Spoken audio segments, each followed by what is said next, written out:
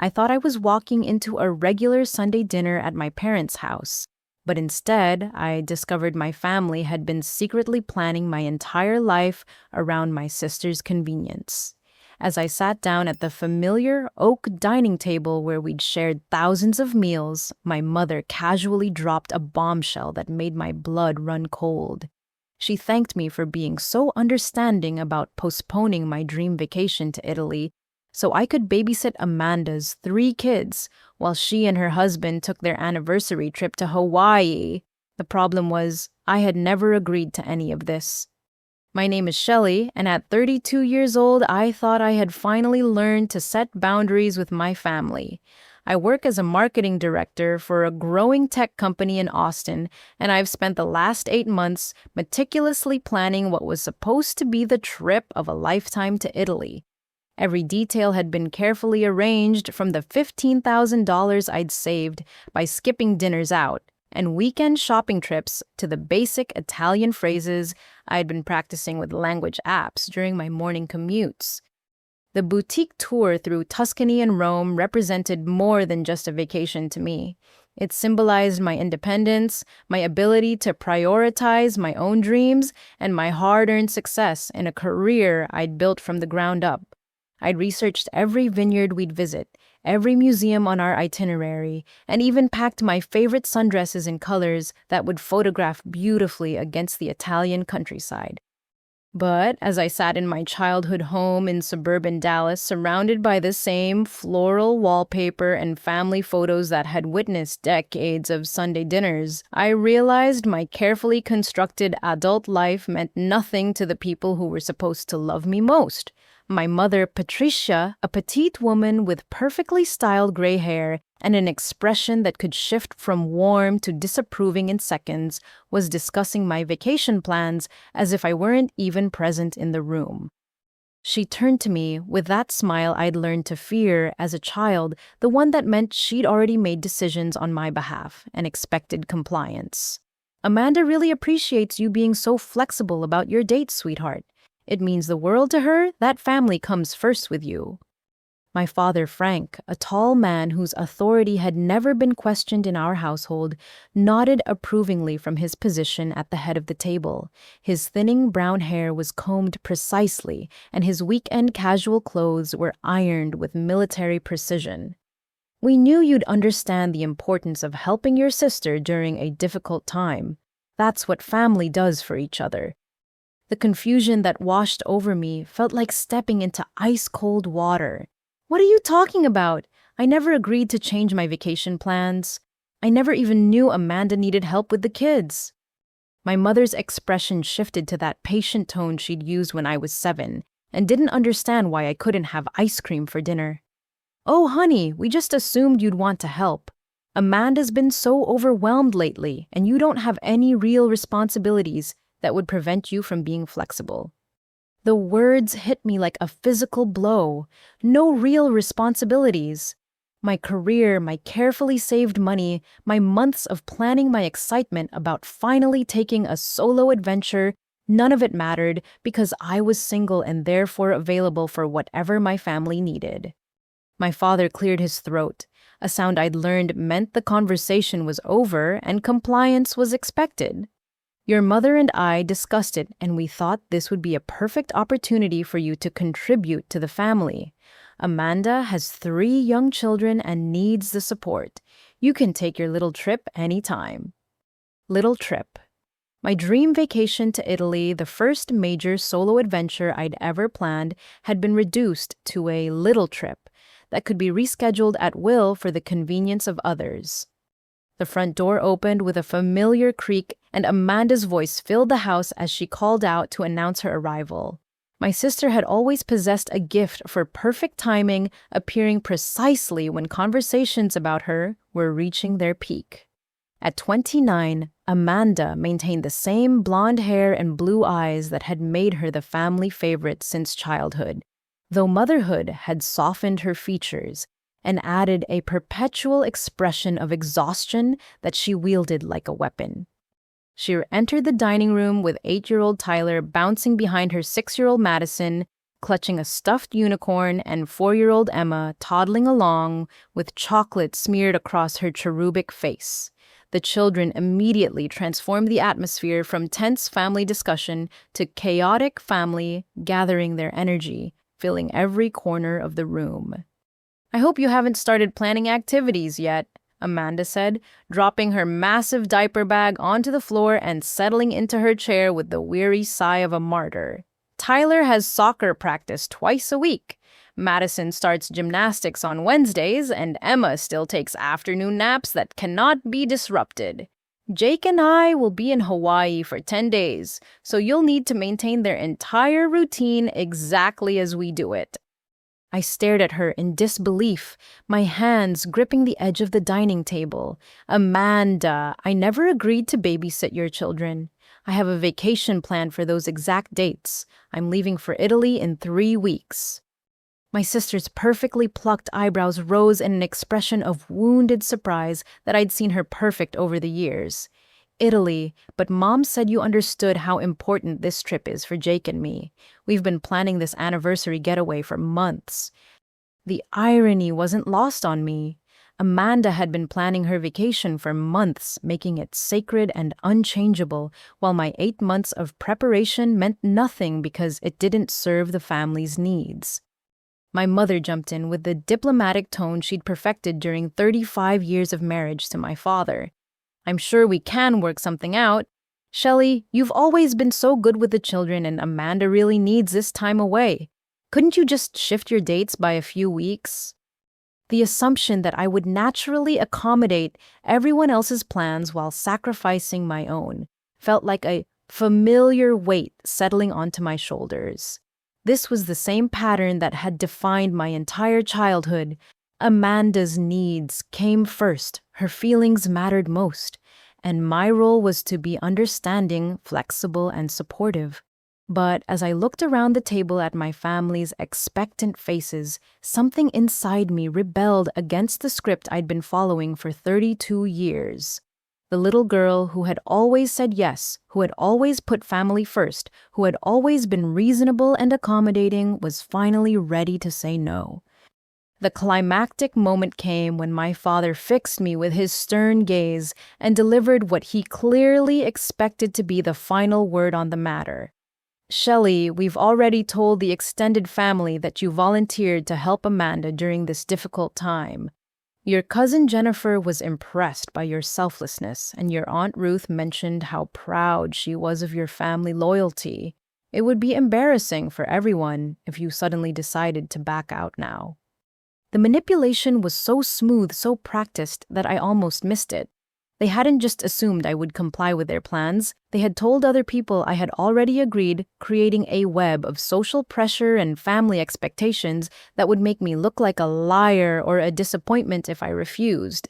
My reputation within our extended family had been used as collateral to ensure my cooperation.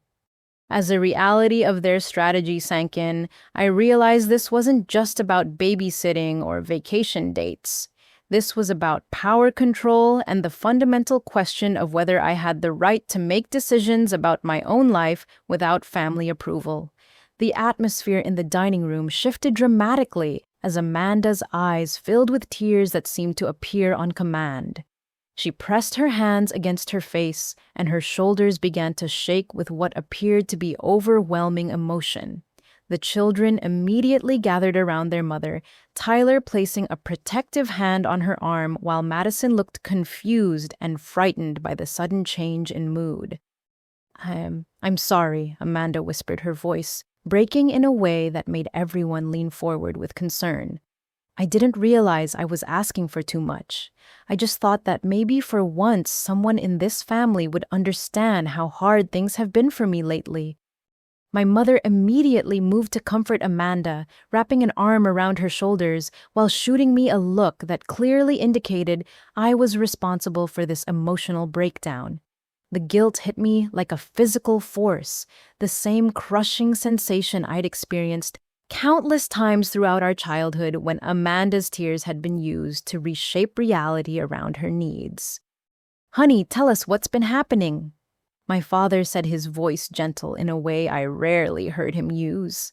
The transformation from authoritative patriarch to concerned parent was swift and complete, all of his attention focused on Amanda's distress. Through her tears, Amanda began to paint a picture of her life that bore little resemblance to the cheerful social media posts and happy family photos I'd seen over the past few months. She described sleepless nights that stretched into exhausted days, a feeling of losing herself completely in the demands of motherhood, and a growing distance from Jake that scared her more than she wanted to admit. "Emma still doesn't sleep through the night," she said, her voice barely above a whisper. "I haven't had more than 3 hours of continuous sleep in months, and Jake works such long hours trying to provide for all of us that we barely see each other anymore. I look in the mirror and I don't recognize the person staring back at me." The words hit me in a place I didn't expect.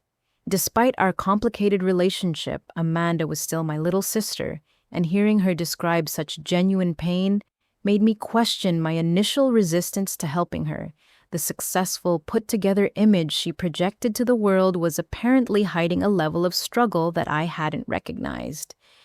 "The doctor says it might be postpartum depression."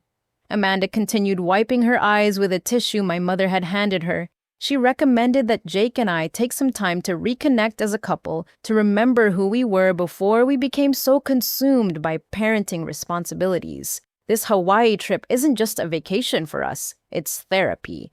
It's our chance to save our marriage and figure out how to be better parents to these beautiful babies." The children, sensing their mother's distress, had grown unusually quiet.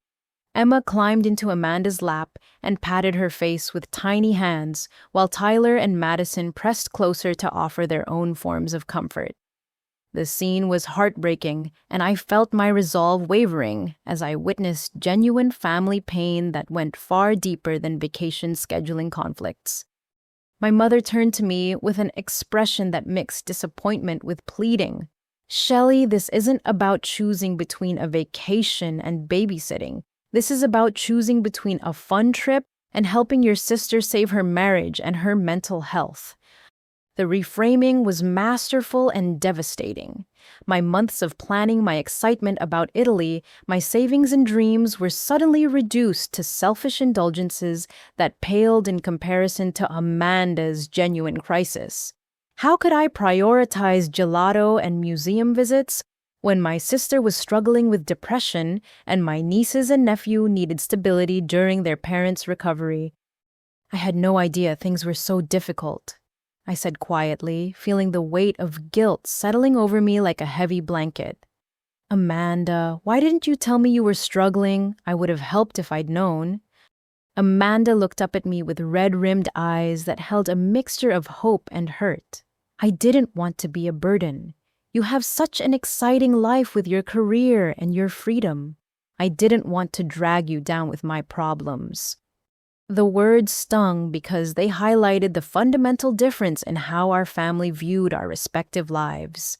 My independence and career success weren't seen as accomplishments to be celebrated, but as indicators that I had more capacity to sacrifice for others. Amanda's struggles as a wife and mother, on the other hand, were viewed as legitimate claims on family support and understanding. My father leaned back in his chair, his expression thoughtful but firm. "Son, sometimes life requires us to put family before our personal desires. Your sister isn't asking you to give up your vacation permanently, just to postpone it for a few weeks, so she can get the help she needs." The casual dismissal of my plans as mere personal desires, while Amanda's vacation was framed as essential therapy, revealed everything I needed to know about how my family valued my choices versus hers. The disparity was so obvious, so deeply ingrained in our family dynamics, that I wondered how I'd never noticed it before. Tyler, who had been quietly listening to the adult conversation, suddenly spoke up with the innocent directness that only children possess. "Aunt Shelley, are you really going to abandon Mommy when she's sad? That doesn't seem very nice." The words hit me like a punch to the stomach. In the space of one family dinner, I'd been transformed from a successful, independent woman planning a well-deserved vacation into a selfish aunt who would abandon her struggling sister in a time of crisis. The narrative had been crafted so skillfully that even the 8-year-old understood his role in applying emotional pressure. Amanda reached across the table and placed her hand over mine, her touch warm but somehow desperate. "Shelley, I know this is a huge favor to ask, and I know you've been looking forward to Italy, but I honestly don't know what I'll do if this trip falls through. The deposits are already paid, the time off work is scheduled, and Jake has been so excited about having time together to talk through our problems. If we can't make this work, I'm afraid we might not get another chance." The implication hung in the air like a threat. If I didn't sacrifice my vacation, I might be responsible for the destruction of Amanda's marriage. The guilt was suffocating, made worse by the fact that her pain seemed genuine, and her need for help appeared legitimate. Madison, clutching her stuffed unicorn tighter, looked up at me with wide eyes and asked, "Aunt Shelley, don't you want Mommy and Daddy to be happy again?" The innocent question contained all the emotional manipulation that the adults had been building toward.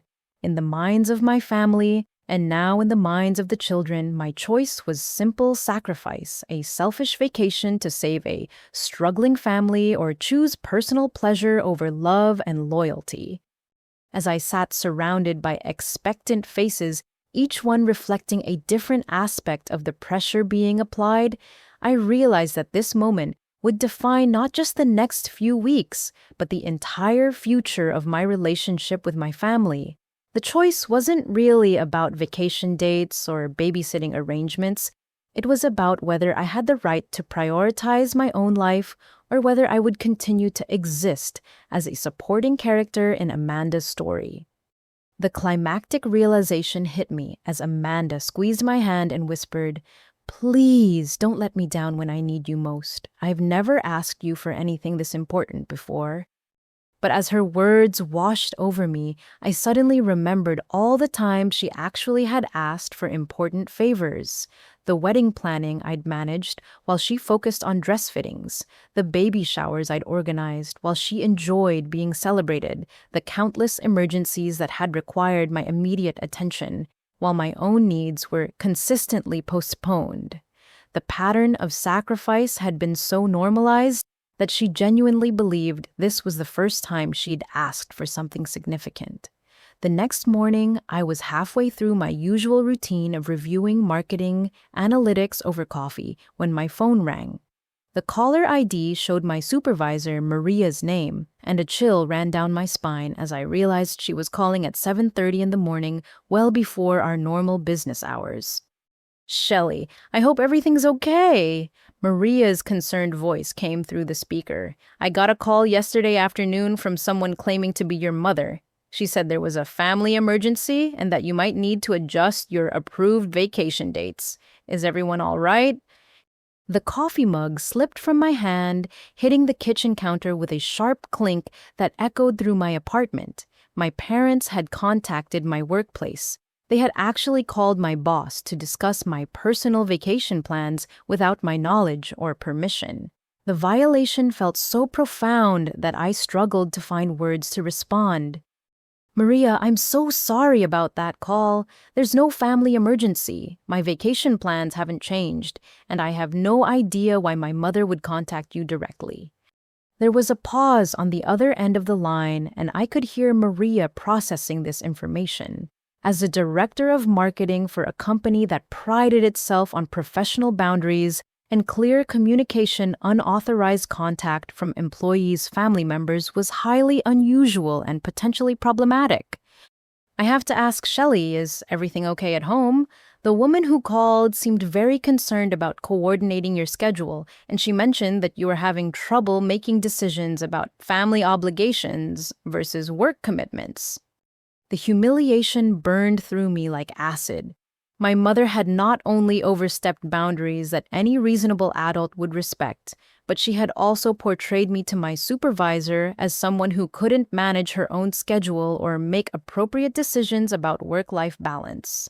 In one phone call, she had potentially damaged my professional reputation and called into question my competence as an employee. Maria, I want to be completely clear. My vacation dates are confirmed. There is no family emergency, and no one should be contacting you about my personal schedule. I'll handle this situation with my family immediately. After ending the call, I sat in my kitchen staring at my phone, trying to process the audacity of what my parents had done. They hadn't just assumed I would comply with their plans, they had taken active steps to manipulate my professional life to force my compliance. The violation was so extreme that it crossed from family pressure into harassment. I called my parents' house, and my father answered with his usual gruff morning greeting. When I confronted him about the call to my workplace, his response revealed a level of entitlement that took my breath away.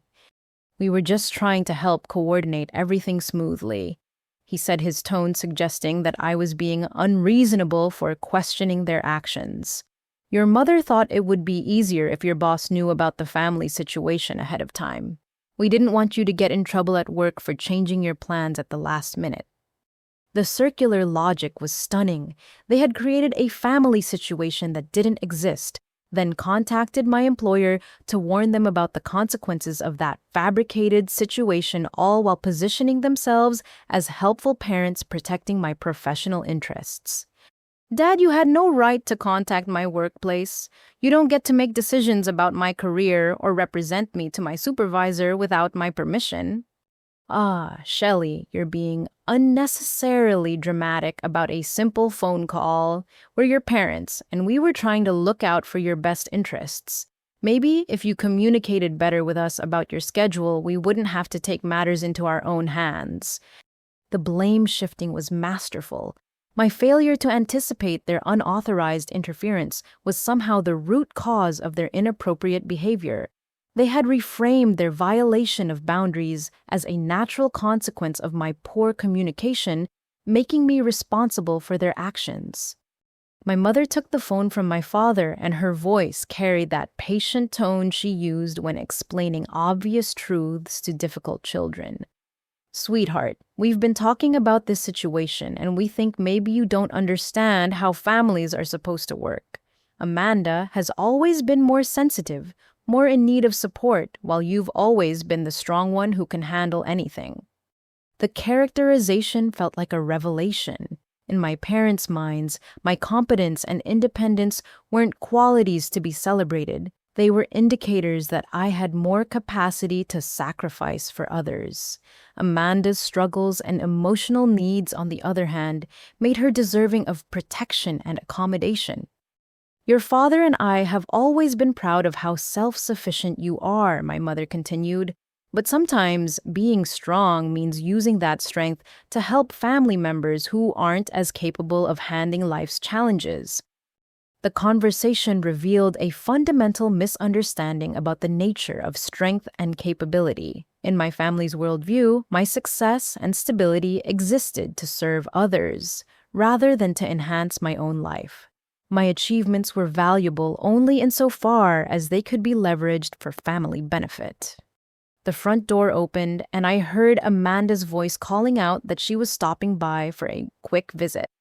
The timing felt orchestrated, as if my parents had planned this confrontation to include Amanda's emotional presence as additional leverage. Amanda entered the kitchen looking perfectly put together, despite her claims of exhaustion and struggle. Her hair was freshly styled, her makeup was flawless, and she wore a designer outfit that suggested she'd had time for careful preparation before this impromptu visit.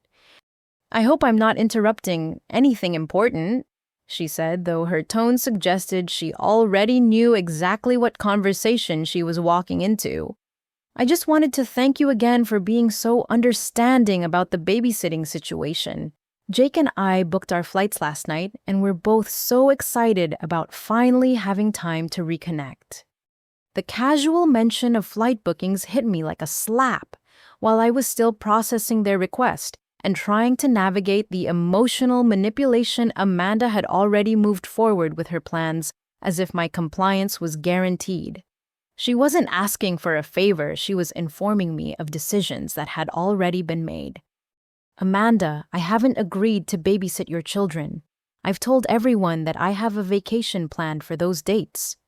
My sister's expression shifted to one of confused hurt, as if my objection was both surprising and hurtful.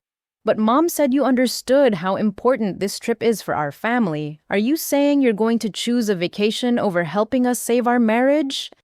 The reframing was immediate and devastating. My refusal to cancel my plans wasn't portrayed as maintaining boundaries or protecting my own interests.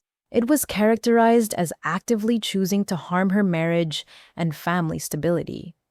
My father stepped closer, his tall frame casting a shadow over the kitchen table where we'd shared thousands of family meals. Shelley, I think you need to consider what kind of person prioritizes sightseeing over family loyalty. Is that really the legacy you want to leave? The question of legacy felt designed to make me question my fundamental character and values. In their narrative, my choice to maintain my own plans wasn't just inconvenient, it was a moral failing that revealed selfishness and disloyalty at my core. Amanda placed her hand on her heart in a gesture of wounded vulnerability.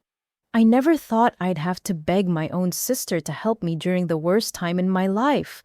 If our positions were reversed, I would drop everything to support you. The hypothetical comparison was particularly painful because it highlighted how our family dynamics had never allowed for the reversal she described. Amanda's crises and needs had always taken priority, so there had never been an opportunity to test whether she would actually sacrifice her own plans for mine. The climactic moment came when my mother delivered what was clearly intended to be the final argument. Shelley, we've raised you better than this. Family comes first always. Your grandmother would be ashamed to know that her granddaughter chose a selfish vacation over helping a struggling young mother. Is this really how you want to honor the values we've taught you? The invocation of family values and my deceased grandmother's potential disappointment was designed to make me feel that refusing would constitute a betrayal not just of my immediate family, but of our entire family legacy and the moral foundation of my upbringing. As I stood in the kitchen surrounded by 3 people who shared my DNA but seemed incapable of understanding my perspective, I realized that this conflict revealed something fundamental about how we define love, loyalty, and family obligation. In their worldview, love was demonstrated through sacrifice, loyalty required the surrender of personal desires, and family obligation meant that my dreams were always secondary to everyone else's needs. The weight of their expectations pressed down on me like a physical force as I stood in the kitchen, surrounded by the 3 people who had shaped my understanding of family loyalty since childhood. But something had shifted in me during that conversation, a fundamental recognition that their definition of family love required the complete erasure of my own needs and desires. I took a deep breath and looked directly at each of them before speaking. I'm going to Italy as planned. I will not be babysitting Amanda's children, and I will not be changing my vacation dates. The silence that followed was deafening. My mother's face went through a series of expressions: shock, disappointment, and finally a cold anger that I had never seen directed at me before. My father's jaw tightened in a way that indicated his authority had been challenged in a manner he found unacceptable. Amanda's reaction was the most dramatic. Her eyes filled with tears again, but this time they seemed different, less vulnerable and more accusatory. I can't believe you would do this to me, Shelley. I can't believe you would abandon your own family when we need you most. I'm not abandoning anyone, I replied, fighting to keep my voice steady. I'm maintaining plans that I made months ago and that have been approved by my employer. The fact that you scheduled your vacation without consulting me doesn't create an obligation for me to accommodate your choices. My mother stepped forward, her petite frame somehow radiating authority despite her size. Shelley Marie, you are being selfish and ungrateful. After everything your father and I have done for you, after all the sacrifices we've made to raise you with proper values, this is how you repay us." The use of my full name was a throwback to childhood discipline designed to make me feel like a misbehaving child rather than an adult making reasonable decisions about her own life. But instead of triggering the automatic compliance it had produced for 32 years, it only strengthened my resolve.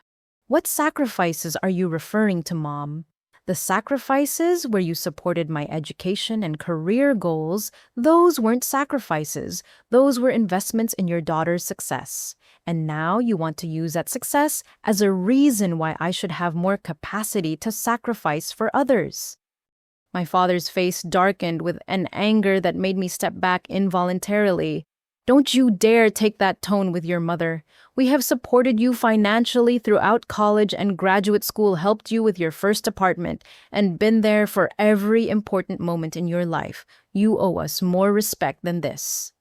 The mention of financial support revealed the transactional nature of their parental love. Every gift, every act of support, every expression of pride in my achievements had apparently been recorded as debts that could be called in when my compliance was needed. Amanda seized on this theme, her voice rising with indignation. "We have all invested so much in your life, Shelley. The least you could do is invest a little bit in ours when we're struggling. But I guess your precious vacation is more important than your family's well-being." The characterization of my Italy trip as precious was designed to make my priorities seem trivial and self-indulgent. In their narrative, my months of planning my financial sacrifices and my excitement about travel were reduced to shallow vanity that couldn't compare to the serious business of family obligations. "This isn't about the vacation being more important than family," I said, my voice growing stronger as I found my footing in this new territory of resistance. "This is about the fact that you planned my life without consulting me, contacted my employer without permission, and are now trying to guilt me into compliance by claiming that maintaining my own boundaries means I don't love my family." My mother's expression shifted to one of wounded martyrdom. "We never said you don't love your family, sweetheart. We're just disappointed that you seem to love yourself more." The accusation hit its target with surgical precision. In their worldview, self-love was inherently selfish, and prioritizing my own needs was evidence of moral failure. The idea that I could love my family while also maintaining healthy boundaries was apparently incomprehensible. My father stepped closer, his tall frame looming over me in a way that was clearly intended to intimidate. "Let me be very clear about something, Shelley. If you choose to abandon your sister during her time of need, there will be consequences. We will not forget this betrayal, and neither will the rest of the family."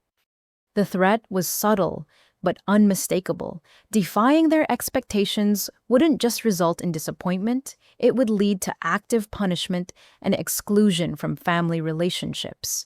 My choice was being framed as a loyalty test with permanent consequences for failure. Amanda took a different approach, her voice becoming small and broken. "I don't understand how we got here, Shelley. I thought you loved Tyler, Madison, and Emma. I thought you wanted to be a part of their lives. But I guess I was wrong about who you really are." The manipulation was masterful, transforming my refusal to provide free babysitting into evidence that I didn't love my nieces and nephew. In Amanda's narrative, love was demonstrated solely through service, and any boundary I set would be interpreted as rejection of the children themselves. "I love those children deeply," I said, feeling tears prick at my eyes. "But loving them doesn't mean I have to sacrifice my own life to provide convenient childcare for their parents. You can find other babysitting options, or you can reschedule your trip." My mother gasped as if I had suggested something unspeakably cruel. Reschedule their anniversary trip. "Shelley, this vacation is their chance to save their marriage. Would you really ask them to sacrifice their relationship for your selfish desires?" The double standard was breathtaking. Amanda's vacation was essential therapy that couldn't be postponed, while my vacation was a selfish desire that could be easily rescheduled. Their relationship was worth protecting through family sacrifice, while my boundaries and autonomy were obstacles to be overcome. My father delivered what was clearly intended to be the final blow. If you walk away from this family when we need you, don't expect us to be here when you need us. We're not interested in maintaining relationships with people who only care about themselves. The ultimatum was stark and devastating. Choose compliance or lose your family. Submit to their control or face permanent rejection. The love I had counted on my entire life was revealed to be conditional on my willingness to sacrifice my own needs for theirs. Amanda stood up, gathering her purse and keys with the dramatic flair of someone who had been mortally wounded. I guess I'll have to tell Jake that the trip is off. I'll have to explain to the children why Aunt Shelley decided that her vacation was more important than helping Mommy and Daddy. I hope you enjoy Italy knowing that you chose pasta and museums over your own family's happiness. As she headed toward the door, she paused and delivered a final devastating observation. You know what hurts the most, Shelley? I always thought you were different. I thought you were the kind of person who would do anything for the people she loves. But I guess I was wrong about you. The words cut deep because they targeted my fundamental sense of identity. I had always prided myself on being a loving, supportive family member, but their definition of love required the complete suppression of my own needs, and their version of support demanded that I exist solely to solve other people's problems. After Amanda left, my parents stood in the kitchen staring at me with expressions of profound disappointment. My mother shook her head slowly as if mourning the death of the daughter she thought she had raised. We're going to need some time to think about what this means for our relationship, she said quietly. Right now, we're too hurt and disappointed to even know what to say to you. My father nodded grimly. Don't expect to be invited to family gatherings until you come to your senses. We won't have someone at our table who puts their own selfish desires ahead of family loyalty. The threat of exclusion was their final weapon, designed to make me feel the immediate consequences of my defiance. But as I watched them gather their things and prepare to leave my apartment, I felt something unexpected relief. For the first time in my adult life, I had chosen myself. I had said no to manipulation, refused to sacrifice my dreams for someone else's convenience, and maintained boundaries, despite intense pressure to abandon them. The cost was higher than I had anticipated, but the alternative, continuing to live as a supporting character in other people's stories, was no longer acceptable. As the door closed behind them, I sat down in my living room and opened my laptop to review my Italy itinerary. In 3 weeks, I would be standing in the Tuscan countryside drinking wine and watching the sunset over rolling hills that had existed for centuries before my family's drama and would continue to exist long after it was resolved. The choice was made. The consequences would come. But for the first time in 32 years, I was choosing to prioritize my own life, and that felt like the most important decision I had ever made. 3 weeks later, I stood on a terrace overlooking the rolling hills of Chianti, holding a glass of Sangiovese that reflected the golden light of the Tuscan sunset.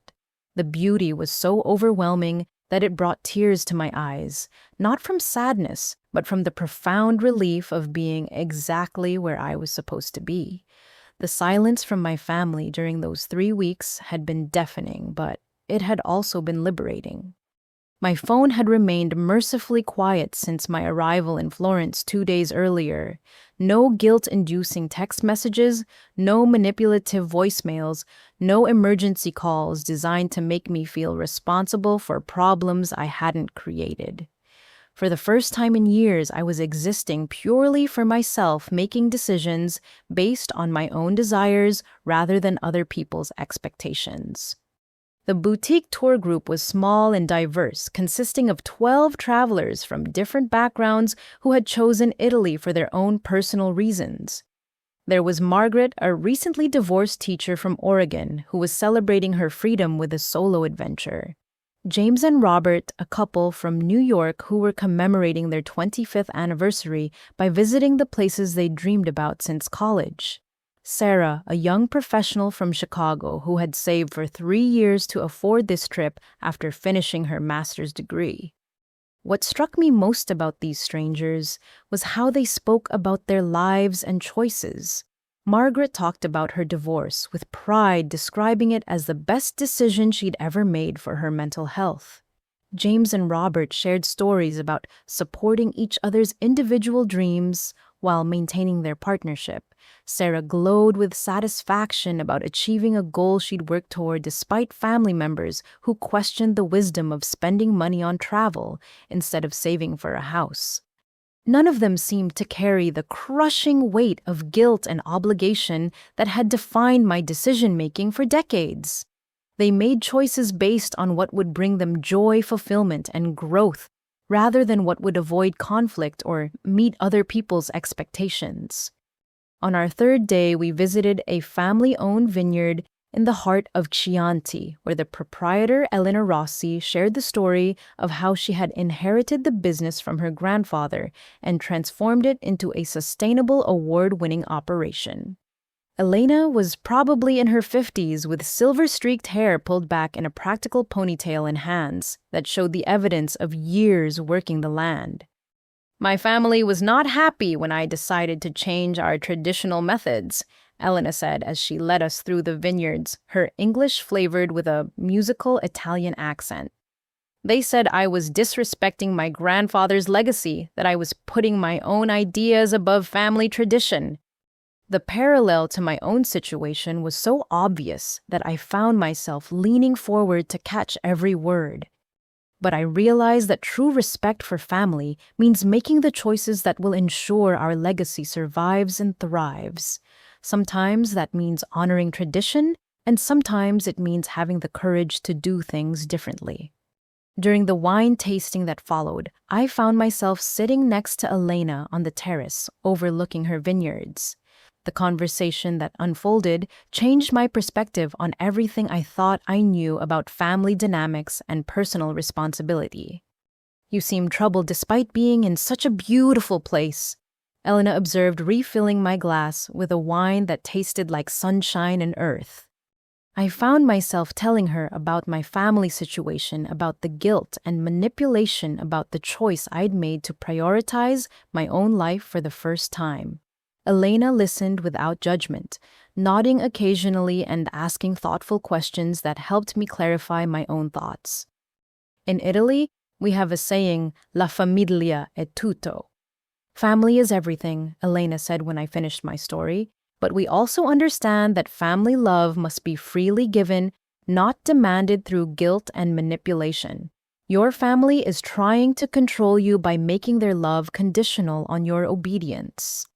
She gestured toward the vineyards that stretched out before us, row upon row of carefully tended vines heavy with grapes. These vines produce the best fruit when they are properly supported, but allowed to grow in their own direction. If I tried to force them into shapes that were unnatural, they would become weak and produce poor fruit. The same is true for people. The wisdom in her words resonated deeply. My family's attempts to control my choices weren't expressions of love. They were efforts to maintain a dynamic where my worth was determined by my usefulness to others. Your sister, Elena continued, she has learned that tears and crisis can be used as tools to get what she wants. Your parents have taught her this by always rescuing her instead of allowing her to develop her own strength. And you have been taught that your role is to sacrifice so that others don't have to face consequences. The analysis was so accurate it took my breath away. I had been enabling the very dynamic that was crushing me by consistently choosing peace over boundaries, accommodation over authenticity. That evening, as I sat in my hotel room, overlooking the Arno River, I decided to check my social media for the first time since arriving in Italy. What I discovered made my blood run cold and my stomach churn with a mixture of rage and disbelief. My Facebook feed showed recent posts from family friends and extended relatives, all tagged at what appeared to be a lavish pool party at Amanda's and Jake's house. The photos showed elaborate decorations, catered food, and dozens of people enjoying what was clearly an expensive celebration. But it was the captions that revealed the devastating truth. So grateful to Amanda and Jake for hosting this amazing party to celebrate their third vacation this year. Hawaii, here they come. Was love seeing Amanda and Jake living their best life. First Aspen in January, then Cancun for spring break, and now Hawaii for their anniversary. Can't wait to hear about Amanda and Jake's adventures in paradise. They've earned this after such a busy year of traveling. Third vacation this year. The mental health crisis that had been used to manipulate me into canceling my plans was nothing more than an elaborate lie designed to secure free childcare for their latest luxury getaway. The postpartum depression, the struggling marriage, the desperate need for therapeutic time together. All of it had been fabricated to guilt me into sacrificing my dreams for their convenience. I scrolled through more photos seeing Amanda laughing and carefree raising champagne glasses with friends who were congratulating her on another fabulous adventure. Jake looked relaxed and happy, showing no signs of the marital stress that had supposedly made their trip so essential. One photo showed Tyler, Madison, and Emma playing in the pool, apparently being supervised by Jake's parents who lived nearby and had clearly been available for childcare all along. The children looked happy and well cared for, completely contradicting the narrative that I was their only option for supervision. The most damning evidence came in the form of a comment from Amanda herself on one of the photos. "So excited for Hawaii. Jake surprised me with this trip months ago, and we've been planning every detail. Third vacation this year and definitely not the last. Life is good when you know how to prioritize what matters." Months ago, they had been planning this vacation for months, not desperately arranging therapeutic intervention as they had claimed. The entire crisis had been orchestrated to manipulate me into providing free services while they enjoyed luxuries funded by what I now suspected were financial resources they had never honestly disclosed. I screenshot every photo, every comment, every piece of evidence that revealed the depth of their deception. The betrayal was so complete, so calculated, that it transformed my guilt into fury. I had been manipulated, not just into canceling my plans, but into believing that doing so would save Amanda's mental health and marriage. The realization that my family was capable of such elaborate emotional manipulation was devastating, but it was also liberating. Every doubt I'd had about my decision to maintain my boundaries, every moment of guilt about choosing my own needs, evaporated in the face of clear evidence that their crisis had been completely fabricated. As I sat in my Italian hotel room surrounded by the evidence of their lies, I understood that this wasn't just about vacation schedules or babysitting arrangements. This was about a family dynamic where manipulation had become so normalized that they felt entitled to construct elaborate deceptions to control my behavior. The woman who had left for Italy feeling guilty and conflicted about her choices was gone. In her place was someone who finally understood that maintaining boundaries wasn't selfish. It was essential protection against people who had proven they would say anything, fabricate any crisis, and manipulate any situation to get what they wanted. Tomorrow, I would continue exploring the beauty of Tuscany, but tonight, I would begin planning how to respond to a family that had just revealed the true depth of their willingness to deceive and manipulate the people they claimed to love. I returned from Italy with a clarity and strength I'd never possessed before. The 10 days of genuine freedom surrounded by honest people who made authentic choices about their lives had shown me what healthy relationships look like. But as my plane touched down at Dallas-Fort Worth International Airport, I felt the familiar weight of family drama settling back onto my shoulders. My decision was simple. I would implement what Elena had called protective boundaries. I would limit my communication with my family to essential matters only, and I would refuse to engage with manipulation, guilt tactics, or emotional blackmail. If they wanted a relationship with me, it would have to be based on mutual respect, rather than my submission to their control. For the first week after my return, my phone remained surprisingly quiet. I had expected an immediate barrage of messages demanding to know how I could abandon my family for selfish pleasure. But instead, there was an eerie silence that felt more ominous than any angry confrontation would have been. On the following Monday morning, as I was reviewing quarterly marketing reports in my office, my assistant knocked on the door with an expression of concern that immediately put me on alert. "Shelley, your friend Sarah Martinez is online too. She says it's urgent and personal." Sarah had been my college roommate and remained one of my closest friends, though our busy careers meant we only spoke every few weeks. An urgent call from her was unusual enough to make me immediately pick up the phone. "Sarah, what's wrong? Is everything okay?" Her voice was careful and gentle, the tone people use when delivering difficult news. "Shelley, I need to tell you about something that happened at church yesterday. I wasn't sure whether to call you, but I thought you should know what people are saying." My stomach dropped. What kind of things are people saying? "Your mother was at the women's prayer group and she was very upset. She told everyone that Amanda had been going through severe postpartum depression and needed family support, but that you refused to help and went on a vacation to Europe instead." The manipulation was more extensive than I had imagined.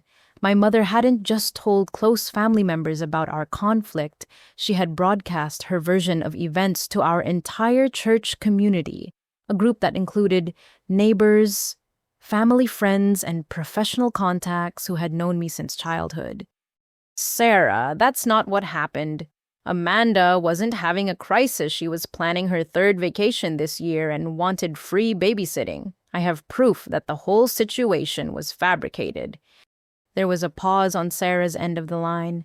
"I believe you, Shelley, because I know you well enough to know you would never abandon family during a real emergency. But the way your mother told the story, you came across as incredibly selfish and cold." She said Amanda had to cancel her therapeutic trip and is now in even worse condition because she feels abandoned by her own sister. The character assassination was so thorough, so calculated, that it took my breath away. My mother had not only lied about the circumstances, but she had also created a narrative where my choice to maintain boundaries had caused additional harm to Amanda's mental health. "What exactly did she say?" Sarah's voice became even more careful. "She said that Amanda begged you to help during the worst time in her life, but that you screamed at her and called her a burden. She said you told the children that their mother was worthless and that you didn't care if their family fell apart." The lies were so outrageous, so completely fabricated, that I actually laughed, a bitter sound that surprised even me. "Sarah, I never said any of those things. I never screamed at anyone or said anything cruel to the children. My only crime was refusing to cancel my vacation to provide free babysitting." "I know that, honey. Anyone who really knows you would know that. But there were a lot of people at that prayer group who don't know you as well as I do, and they were very sympathetic to your mother's version of events." The strategic nature of my mother's audience choice became clear. She hadn't told this story to family members who might ask difficult questions or demand evidence. She had shared it with church members who would offer sympathy and support without investigating the details. Over the next few days, the scope of the character assassination campaign became apparent. My neighbor, Mrs. Thompson, who had always been friendly during our morning dog walks, gave me a cold stare and turned away when she saw me. A colleague at work mentioned that she'd heard from a mutual friend that I was going through some family troubles. Even my hairdresser, who normally chatted freely during appointments, seemed distant and uncomfortable. The most devastating revelation came when my cousin Jennifer called with information that made my blood run cold. Shelley, I need to warn you about something. Amanda has been calling family members with recordings of your conversations. She's been playing parts of phone calls where you sound angry and unreasonable. My mind immediately flashed back to the conversations I'd had with Amanda in the weeks leading up to my Italy trip.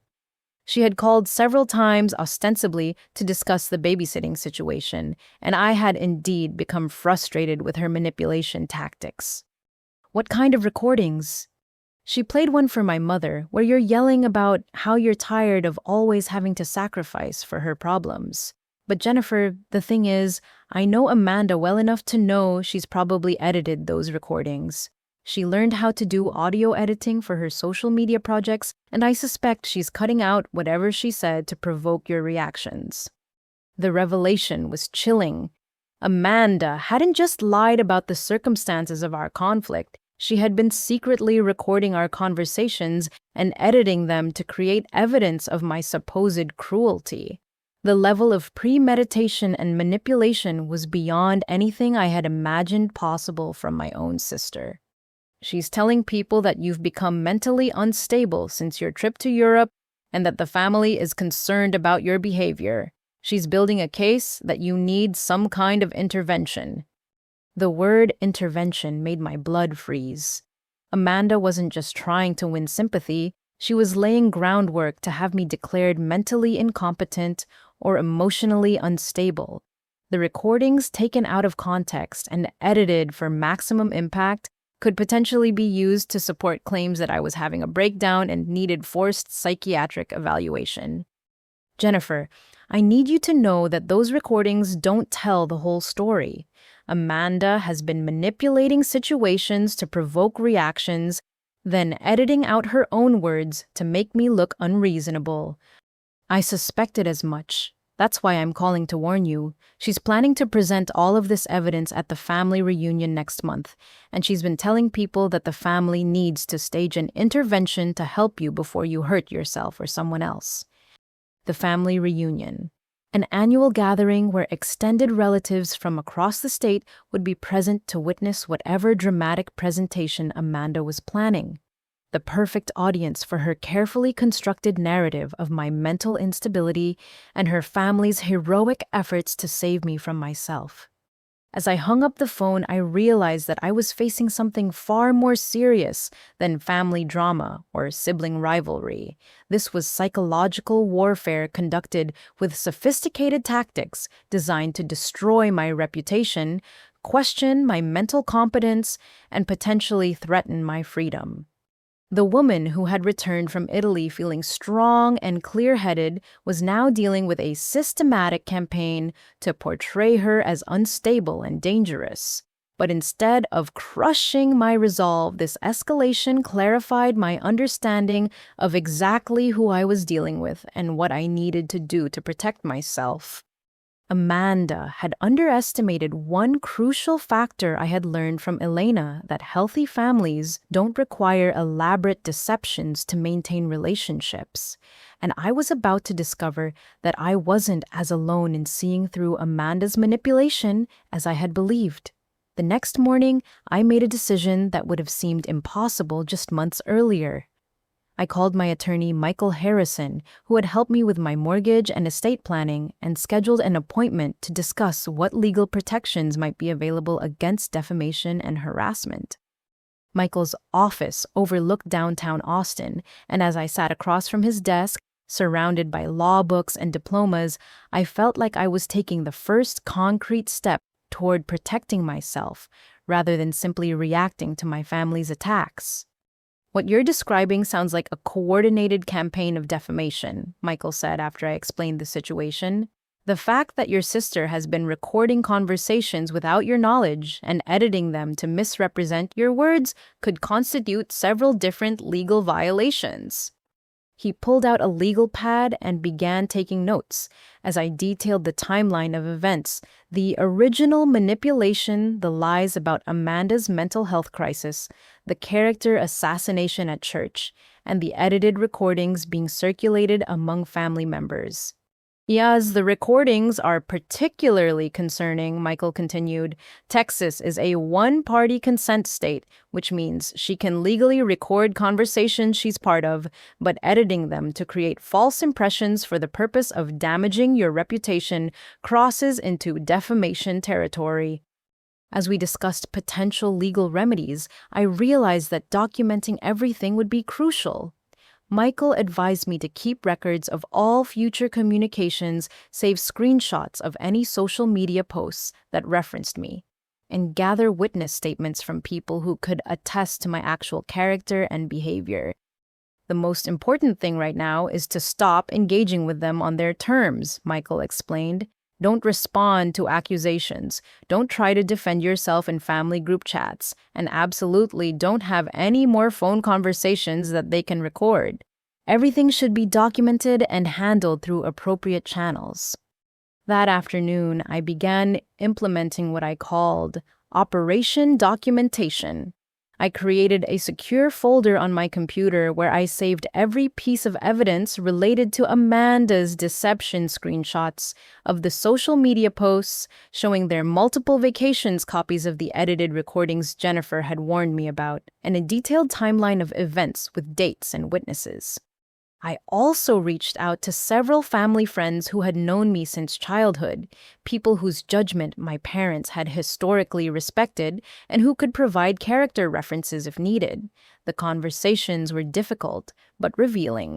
Mrs. Peterson, who had taught me in Sunday school for 5 years, was shocked when I explained the true situation. "Shelley, honey, I've known you since you were 7 years old, and the person your mother described doesn't match the young woman I've watched grow up. You've always been responsible, thoughtful, and kind to everyone around you." Dr. Richards, our family pediatrician who had treated both Amanda and me throughout our childhoods, was more direct in his assessment. "I've watched your family dynamics for over 20 years, and I've always been concerned about the pressure placed on you to manage everyone else's problems. What you're describing sounds like a pattern that's been building for a long time." The validation from people who had observed our family from the outside was both comforting and heartbreaking. It confirmed that the dysfunction I had normalized wasn't invisible to others, but it also meant that objective observers had watched me be manipulated for years without speaking up. The most difficult conversation came when I called my former colleague Rachel, who had left our company to work for a firm in Dallas. Rachel had met my family at several work events and had always been perceptive about interpersonal dynamics. "Shelley, I have to tell you something that I probably should have mentioned years ago," Rachel said when I explained why I was calling. "The few times I met your family, I was really uncomfortable with how they treated you.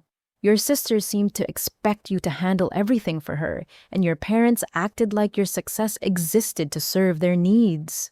She paused, and I could hear her choosing her words carefully.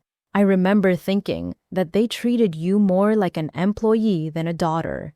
Everything was about what you could do for them, never about celebrating your achievements for your own sake." The outside perspective was illuminating but painful. My family's treatment of me had been so obviously problematic that virtual strangers could recognize it. Yet I had been so deeply embedded in the dysfunction that I had accepted it as normal for 32 years. As I continued gathering evidence and support, I discovered something that changed everything. While reviewing my phone records to document the pattern of harassing calls, I noticed something strange about the timing of Amanda's supposed crisis calls. She had been calling me during specific hours when she knew I would be stressed or distracted, late at night, after long work days, early in the morning, before important meetings, during weekends when I was trying to relax. The pattern suggested that her emotional manipulation wasn't spontaneous outbursts driven by genuine distress, but calculated attacks designed to catch me when I was most vulnerable to pressure and least able to think clearly about my responses. But it was what I discovered next that revealed the true depth of Amanda's deception and gave me the leverage I needed to protect myself permanently. While researching how to handle defamation cases, I found information about how to request phone records that would show the metadata of conversations, including exact times, durations, and potentially even evidence of whether recordings had been edited. As I prepared to gather this information, my phone rang with a call that would change everything. Warwick, Shelley, this is Detective Martinez with the Austin Police Department. We've received a complaint that we need to discuss with you regarding some family members who claim you've been harassing them and making threatening statements. The room seemed to spin around me as I processed what the detective was saying. Amanda hadn't just been building a case to present to family members, she had contacted law enforcement and filed a formal complaint claiming that I was engaging in criminal behavior. Detective, I think there's been a serious misunderstanding. Can you tell me exactly what I'm being accused of? According to the complaint, you've been making threatening phone calls, accessing private financial information without authorization, and stalking family members. The complainants have provided audio recordings to support their claims. The edited recordings. Amanda had taken her manipulated evidence to police and attempted to have me charged with crimes I had never committed. The escalation was so extreme, so vindictive, that I struggled to comprehend that my own sister had tried to have me arrested based on fabricated evidence. Detective, I want to cooperate fully with your investigation, but I need you to know that I have evidence showing these accusations are false. The recordings you've been given have been edited to misrepresent my words, and I can provide documentation proving that the complainants have been engaged in a campaign of harassment against me. As I arranged to meet with Detective Martinez the following day, I realized that Amanda had made a critical mistake. By involving law enforcement, she had escalated the situation into a realm where evidence and documentation mattered more than family loyalty and emotional manipulation. The same recordings she intended to use to destroy me could be analyzed by forensic experts who would be able to detect the editing she had done. For the first time since this nightmare began, I felt like I had a chance, not just to defend myself, but to expose the truth about who was really the victim and who was the perpetrator in this family drama. The next morning, as I was preparing for my meeting with Detective Martinez, my phone rang with a call from a number I recognized but hadn't heard from in months. Uncle David, my father's younger brother, had always been the quiet observer at family gatherings, the one who listened more than he spoke and seemed to see everything that happened around him. Shelley, I hope you don't mind me calling so early. I heard about what's been happening with Amanda and your parents, and I think it's time for us to have a conversation. His voice carried a gravity I'd never heard before, and something in his tone made me sit down and give him my full attention. I need to start by apologizing to you, Uncle David continued. My wife Carol and I have been watching the way your family treats you for years, and we should have spoken up much sooner. We've been cowards, and I'm ashamed of that. The admission hit me like a physical blow. What do you mean you've been watching? Watching what? Shelley, honey, anyone with eyes could see that Amanda has been manipulating situations to get what she wants, while you get blamed for not doing enough to help her. We've seen it at every family gathering for as long as we can remember. Uncle David's voice grew stronger as he continued. Do you remember Christmas 3 years ago when Amanda claimed she couldn't afford presents for the kids and asked everyone to contribute to a fund to help her Carol? And I saw her posting photos of her expensive new purse and jewelry on social media that same week. I remembered that Christmas. I had contributed $300 to help buy presents for Tyler Madison and Emma, feeling guilty about my own financial stability while Amanda struggled. The thought that she had been using that money for luxury purchases while manipulating family sympathy made me feel sick. Or last Thanksgiving when she said she was too overwhelmed to host dinner and asked you to coordinate everything she spent that weekend at a spa retreat with her friends, while you worked for 3 days preparing a meal for 20 people. The pattern Uncle David was describing felt like a revelation and a confirmation of suspicions I'd been suppressing for years.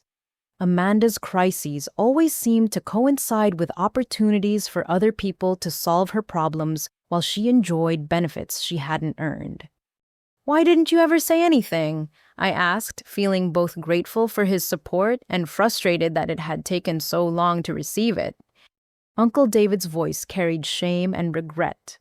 "Because we were afraid of Amanda's reaction. She has a way of turning the family against anyone who questions her, and we didn't want to become targets ourselves. But watching what she's doing to you now, trying to have you arrested with false evidence, we realize our silence has been enabling her to become more and more destructive." He paused, and I could hear Carol's voice in the background encouraging him to continue. "But Carol wants me to tell you about the conversation we overheard at your grandmother's birthday party last year. Amanda was talking to your cousin Jennifer about how easy it is to manipulate you because you're so desperate to be seen as the good daughter and supportive sister." The memory of that party came flooding back. I had spent the entire day organizing activities, managing the catering, and ensuring that Grandma Dorothy had a perfect celebration. I remembered seeing Amanda and Jennifer huddled in conversation, but I had been too busy serving others to pay attention to what they were discussing. She said that all she had to do was cry and mention family loyalty, and you would do whatever she asked. She laughed about it, Shelley. She actually laughed about how easy it was to control you. The cruelty of that revelation was breathtaking. While I had been working to make our grandmother's party perfect, Amanda had been discussing strategies for manipulating my emotions and controlling my behavior. The conversation proved that her tears and emotional appeals weren't spontaneous expressions of genuine need. They were calculated tactics designed to achieve specific results. "There's more," Uncle David said, his voice becoming even more serious. "Carol and I have been talking to other family members privately, people who have been uncomfortable with Amanda's behavior but didn't know how to address it. Your Aunt Ruth has stories going back years. Your cousin Mark has been keeping track of money Amanda has borrowed from family members and never repaid." The revelation that I wasn't alone in recognizing Amanda's patterns was both validating and infuriating. Multiple family members had been aware of her manipulation and deception, but had stayed silent while I bore the brunt of her behavior. "We want to help you now," Uncle David continued. "We're prepared to provide statements about what we've witnessed, and we have documentation of some of Amanda's lies that we've been keeping because we suspected something like this might eventually happen." "What kind of documentation?" Carol saved screenshots of Amanda's social media posts that contradict things she's told the family about her financial situation. Mark has records of loans that Amanda claimed were gifts. Ruth has text messages where Amanda tried to get her to lie about family events to cover up Amanda's mistakes. The scope of the evidence was staggering. Amanda's manipulation hadn't been limited to her relationship with me. It had extended throughout our extended family network, creating a web of deception that multiple people had been quietly documenting. But there's something else, something more serious that we discovered recently, Uncle David said, his voice dropping to almost a whisper. "We think Amanda has been taking money from your grandmother." My blood ran cold. Grandma Dorothy was 85 years old and had been showing signs of confusion and memory problems over the past year. The thought that Amanda might be exploiting her vulnerability was almost too horrible to consider. "What makes you think that—" Dorothy mentioned to Carol that Amanda has been helping her with her finances, handling bill payments, and managing her bank account. But last week, Dorothy asked us if we knew why she couldn't afford to pay for her house repairs when she was sure she had enough money in savings. The implications were staggering. If Amanda was stealing from our elderly grandmother, it added a criminal dimension to her behavior that went far beyond family manipulation and emotional abuse. Carol went with Dorothy to the bank yesterday just to help her review her statements. There have been regular transfers to Amanda's account over the past 6 months, totaling over $25,000. When Dorothy asked about them, Amanda told her they were for essential family expenses. But we know Amanda has been using that money to fund her vacations and luxury purchases. $25,000. The amount represented a significant portion of Grandma Dorothy's retirement savings money she needed for her own care and security in her final years. Amanda hadn't just been manipulating family members for free services and emotional support, she had been stealing from a vulnerable elderly woman who trusted her. "We're prepared to go to the police with this information," Uncle David said, "but we wanted to talk to you first because we know you're already dealing with Amanda's false accusations. We thought you should know that you're not alone in this fight and that Amanda's behavior has consequences beyond just family drama." As I hung up the phone, I realized that Uncle David's call had changed everything. What had started as a conflict about vacation plans and boundaries had revealed a pattern of manipulation, deception, and criminal behavior that extended throughout my family network. Amanda hadn't just targeted me, she had been systematically exploiting anyone she could manipulate or control. The woman who had been portrayed as a struggling mother in need of family support was actually a skilled predator who used emotional manipulation to steal money, services, and sympathy from people who loved and trusted her. And now I had allies who were ready to help expose the truth. That afternoon, I met with Detective Martinez at the Austin Police Department, accompanied by Michael Harrison and armed with a folder full of evidence that I hoped would clear my name and expose Amanda's deception. Detective Martinez was a middle-aged woman with sharp eyes and a no-nonsense demeanor that immediately put me at ease. "Before we discuss the complaint against you, I want you to know that we've done some preliminary investigation, and there are several inconsistencies in the evidence provided by the complainants," Detective Martinez began. She opened a folder containing what I assumed were the edited recordings Amanda had submitted. Our forensic audio team ran these recordings through analysis software, and they show clear signs of editing. Portions of conversations have been removed, and the timing doesn't match the metadata from the phone companies. Relief flooded through me so intensely that I felt lightheaded. Professional analysis had confirmed what I suspected: Amanda's evidence was fabricated. However, Detective Martinez continued, the fact that someone submitted edited recordings as evidence of criminal activity is itself a crime. Filing false police reports and tampering with evidence are serious charges. Michael leaned forward, his expression focused. "Detective, my client has evidence suggesting a pattern of fraud and elder abuse that may be related to these false accusations. We believe the complainant has been stealing money from an elderly family member and may have filed false charges to deflect attention from her own criminal activity." I shared Uncle David's information about the missing money from Grandma Dorothy's accounts, providing bank statements that Coral had helped Dorothy obtain. Detective Martinez's expression grew more serious as she reviewed the evidence. "This changes the scope of our investigation significantly," she said. "Elder financial abuse is a felony, and if these bank records show unauthorized transfers, we're looking at theft charges that could result in significant prison time."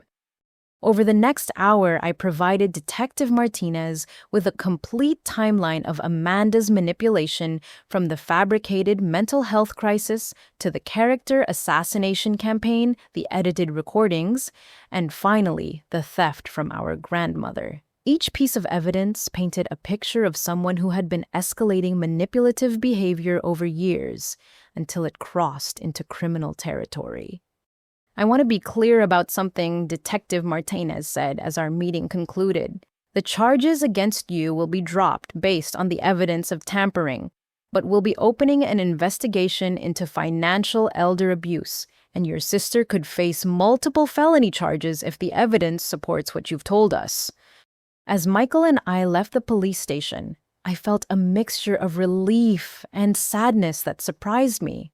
Relief that I would not face criminal charges based on Amanda's lies, but sadness that my own sister had committed crimes that could destroy her life and tear apart her children's family.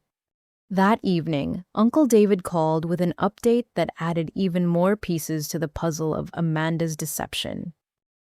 Shelley, Carol, and I spent the afternoon with Ruth and Mark going through everything we've documented about Amanda's behavior over the years. The picture that's emerging is much worse than any of us realized. He explained that they had been systematically reviewing family incidents going back 5 years, and a pattern of escalating manipulation and deception was clear. Amanda had been borrowing money from different family members without repaying loans lying about emergencies to generate sympathy and support, and manipulating family events to maximize her benefits while minimizing her responsibilities.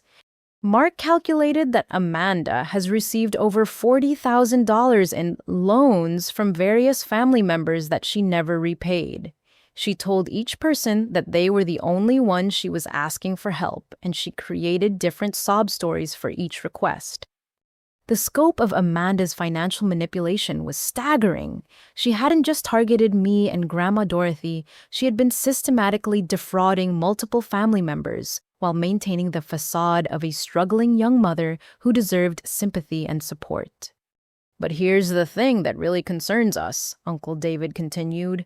Ruth found text messages where Amanda was discussing plans to have you declared mentally incompetent so she could gain access to your assets. She apparently thought that if she could convince the family that you were having a breakdown, she might be able to get power of attorney over your finances. The revelation hit me like a physical blow. Amanda's campaign to portray me as mentally unstable wasn't just about winning family sympathy. It was a part of a plan to gain control of my financial accounts and assets. The edited recordings, the false police reports, the claims of mental instability were all designed to build a case that I was incapable of managing my own affairs. How much of this did you know? I asked, feeling betrayed that family members had been aware of such serious criminal behavior without warning me. Uncle David's voice carried deep regret. We suspected manipulation and lying, but we didn't understand the criminal scope until recently. Amanda is very skilled at compartmentalizing her deception, so no single person saw the full picture until we started comparing notes. That night, I lay awake thinking about the woman my sister had become and wondering how I had missed the signs of such extensive criminal behavior. The person I had grown up with, the woman I had loved and tried to protect, was apparently a sophisticated predator who had been systematically exploiting everyone who cared about her. The next morning brought a phone call that would complete my understanding of exactly how dangerous Amanda had become. Detective Martinez called with results from their preliminary investigation into Grandma Dorothy's finances. Shelley, I need to inform you that we've discovered evidence of financial abuse that goes beyond what your uncle reported. Your sister has been accessing your grandmother's accounts for almost a year, and the total amount taken is closer to $60,000. $60,000. The amount represented most of Grandma Dorothy's life savings money she had carefully accumulated over decades of careful budgeting and financial planning. Amanda had stolen not just money, but security and independence from a vulnerable elderly woman who trusted her completely. We'll be arresting your sister later today on charges of elder financial abuse theft and filing false police reports. Given the amount involved and the vulnerable victim she's looking at, potentially 10 to 15 years in prison if convicted. As I hung up the phone, I realized that Amanda's attempt to destroy my life had instead exposed her own criminal behavior, and would likely result in the destruction of everything she had built. The manipulation and deception that had given her power over our family for years had finally escalated to a level that would bring serious legal consequences. The sister who had tried to have me arrested was about to face arrest herself, and the evidence I had gathered to defend against her false accusations would be used to prove her guilt in crimes that could send her to prison for more than a decade. The call from Detective Martinez came at 6 in the morning, waking me from the first peaceful sleep I'd had in months. Her voice was professional but carried an undertone of urgency that immediately brought me fully alert. "Shelley, we need to accelerate our timeline. Your mother contacted the district attorney's office yesterday, claiming that you've been harassing elderly family members and accessing private financial information illegally. She's demanding that we arrest you before you can destroy more evidence." The irony was breathtaking. My mother was accusing me of the exact crimes that Amanda had been committing, using her knowledge of the real situation to create a preemptive strike against my credibility. The manipulation had evolved into a sophisticated legal strategy designed to make me appear guilty of Amanda's crimes.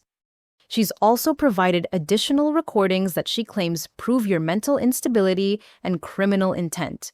We need to meet today to review everything before Amanda and your parents realize how much evidence we've actually gathered against them.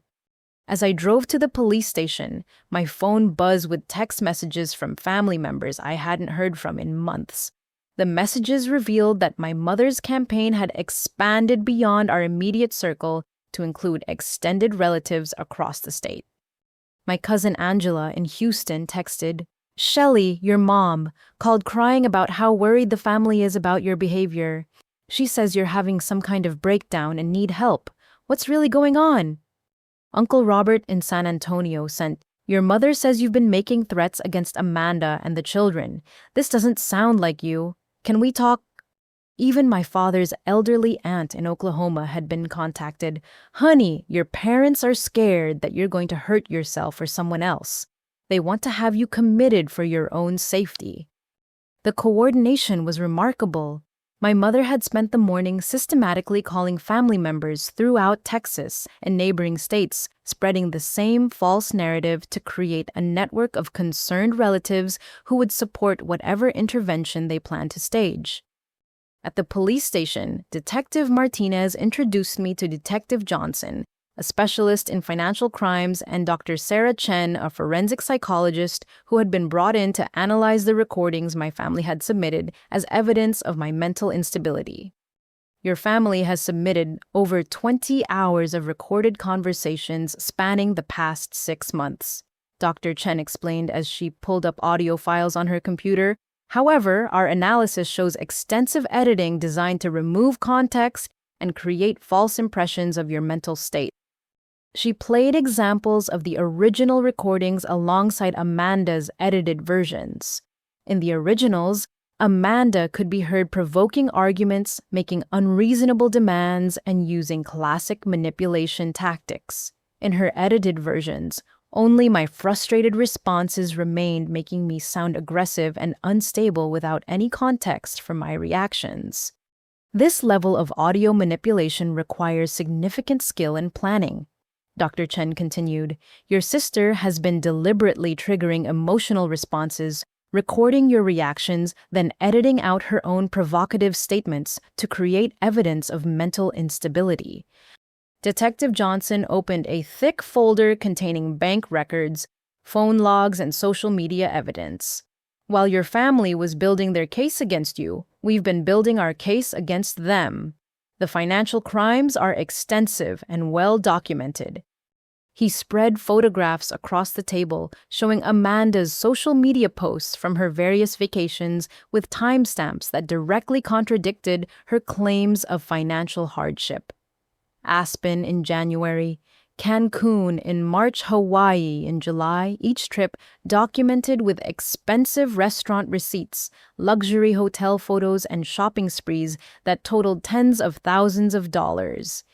The money for these vacations came directly from your grandmother's accounts through transfers that your sister authorized using power of attorney privileges that were obtained under false pretenses. The evidence was overwhelming. Amanda hadn't just stolen money, she had systematically deceived an elderly woman into signing legal documents that gave her access to life savings that were then used to fund a lifestyle of luxury travel and expensive purchases. But there's something else. Detective Johnson said, his expression growing more serious. We found evidence that your sister has been planning this character assassination campaign for months, possibly years. He pulled out printed emails that had been recovered from Amanda's computer during the search warrant execution. The emails showed correspondence with Jake about strategies for managing Shelley's interference and neutralizing her credibility if she ever discovered their financial schemes. One email from Amanda to Jake, dated 8 months earlier, read, "Shelley's getting too independent and asking too many questions about family finances. We need to start building a case that she's becoming unstable so we can discredit anything she says if she figures out what we're doing with Dorothy's money." The premeditation was chilling. Amanda hadn't been responding to my boundary setting or investigating her behavior. She had been planning to destroy my reputation for months before I had any awareness of her criminal activity. Another email discussed specific tactics. Record conversations when she's tired or stressed so her reactions sound more emotional. Edit out anything that makes me look manipulative. Get mom to spread stories about Shelley's selfishness to church and family friends so people will believe she's having problems. The evidence showed that my entire family had been actively participating in a conspiracy to destroy my reputation and credibility in preparation for the possibility that I might discover and report their crimes. Detective Martinez looked up from the folder with an expression of disgust. In 20 years of law enforcement, I've rarely seen this level of calculated family manipulation. Your sister didn't just commit financial crimes, she orchestrated a psychological warfare campaign against you to prevent you from exposing her. Dr. Chen added her professional assessment. The recordings show classic patterns of emotional abuse designed to provoke reactions that could later be used as evidence of instability. Your sister has been systematically gaslighting you while documenting your responses to her abuse. As I sat in the police station surrounded by evidence of my family's betrayal, I felt a strange mixture of vindication and heartbreak. Everything I had suspected about Amanda's manipulation was not only true, but far worse than I had imagined. The sister I had loved and tried to protect had been treating me as an enemy to be neutralized rather than a family member deserving of honesty and respect. The most devastating revelation came when Detective Johnson showed me the final piece of evidence, a recorded conversation between Amanda and my mother discussing plans for having me forcibly committed to a psychiatric facility. If we can get enough family members to sign affidavits about her erratic behavior, we can have her committed for a 72-hour evaluation, Amanda's voice said through the police station speakers. Once she's in the system as mentally unstable, nobody will believe anything she says about our finances. My mother's response was equally chilling. Your father and I will support whatever you need to do. Shelley has always been too independent, and maybe some time in treatment will help her understand that family loyalty is more important than her selfish desires. The conversation revealed that my parents weren't just enabling Amanda's manipulation. They were active participants in a plan to have me illegally committed to a psychiatric facility to prevent me from exposing financial crimes. As the full scope of their conspiracy became clear, I realized that my choice to maintain boundaries and prioritize my own life had probably saved me from becoming a victim of false imprisonment and forced psychiatric treatment.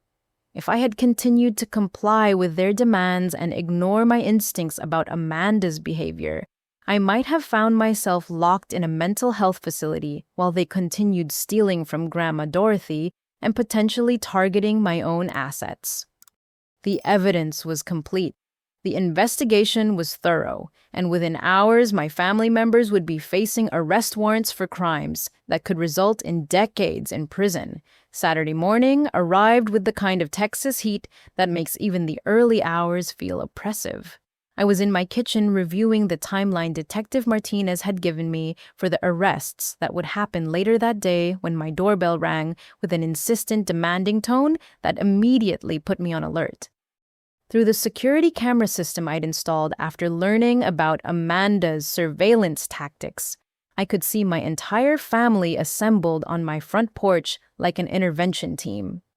My parents stood flanked by Amanda and Jake, but there were also two people I didn't recognize: a middle-aged woman in business attire carrying a leather portfolio and a younger man with the kind of confident bearing that suggested professional authority. My mother pressed the doorbell again, holding it down long enough to create an annoying buzz that echoed through my apartment. When I didn't immediately respond, my father stepped closer to the camera and spoke in his most authoritative voice. "Shelley, we know you're in there. We can hear you moving around. We're here because we love you and we're concerned about your recent behavior. We just want to talk." The tone was carefully modulated to sound reasonable and caring, but I recognized the underlying demand for compliance that had characterized our family dynamics for decades. This wasn't a request for conversation. It was a command to open my door and submit to whatever intervention they had planned. I activated the two-way audio feature on my security system, speaking through the intercom rather than opening the door. "I can see all of you through my security camera, and this conversation is being recorded. What do you want?" Amanda stepped forward, positioning herself directly in front of the camera with an expression of wounded concern that I now recognized as one of her practiced manipulation tactics. "Shelley, we're here because we love you and we're worried about your mental health. You've been isolating yourself, making accusations against family members, and behaving in ways that suggest you need professional help." The woman in a business attire moved closer to Amanda, and I noticed she was holding what appeared to be official documents. When she spoke, her voice carried professional authority that made my blood run cold. "Ms. Richardson, I'm Dr. Patricia Walsh, a crisis intervention counselor. Your family has contacted me because they're concerned about your recent behavior and believe you may be a danger to yourself or others. We're here to conduct a wellness check and provide resources for voluntary treatment." Voluntary treatment. The phrase sent ice through my veins as I realized this wasn't just a family confrontation. It was an orchestrated attempt to have me committed to psychiatric treatment based on the false evidence they had been building for months. The man stepped forward and identified himself in a calm, professional tone. "I'm David Chen, a licensed social worker with the County Mental Health Crisis Response Team. We've received reports that you've been making threatening statements toward family members and exhibiting signs of paranoid behavior that require evaluation." Through the camera, I could see Jake hanging back slightly, looking uncomfortable with the proceedings in a way that suggested he might not have been fully informed about the plan.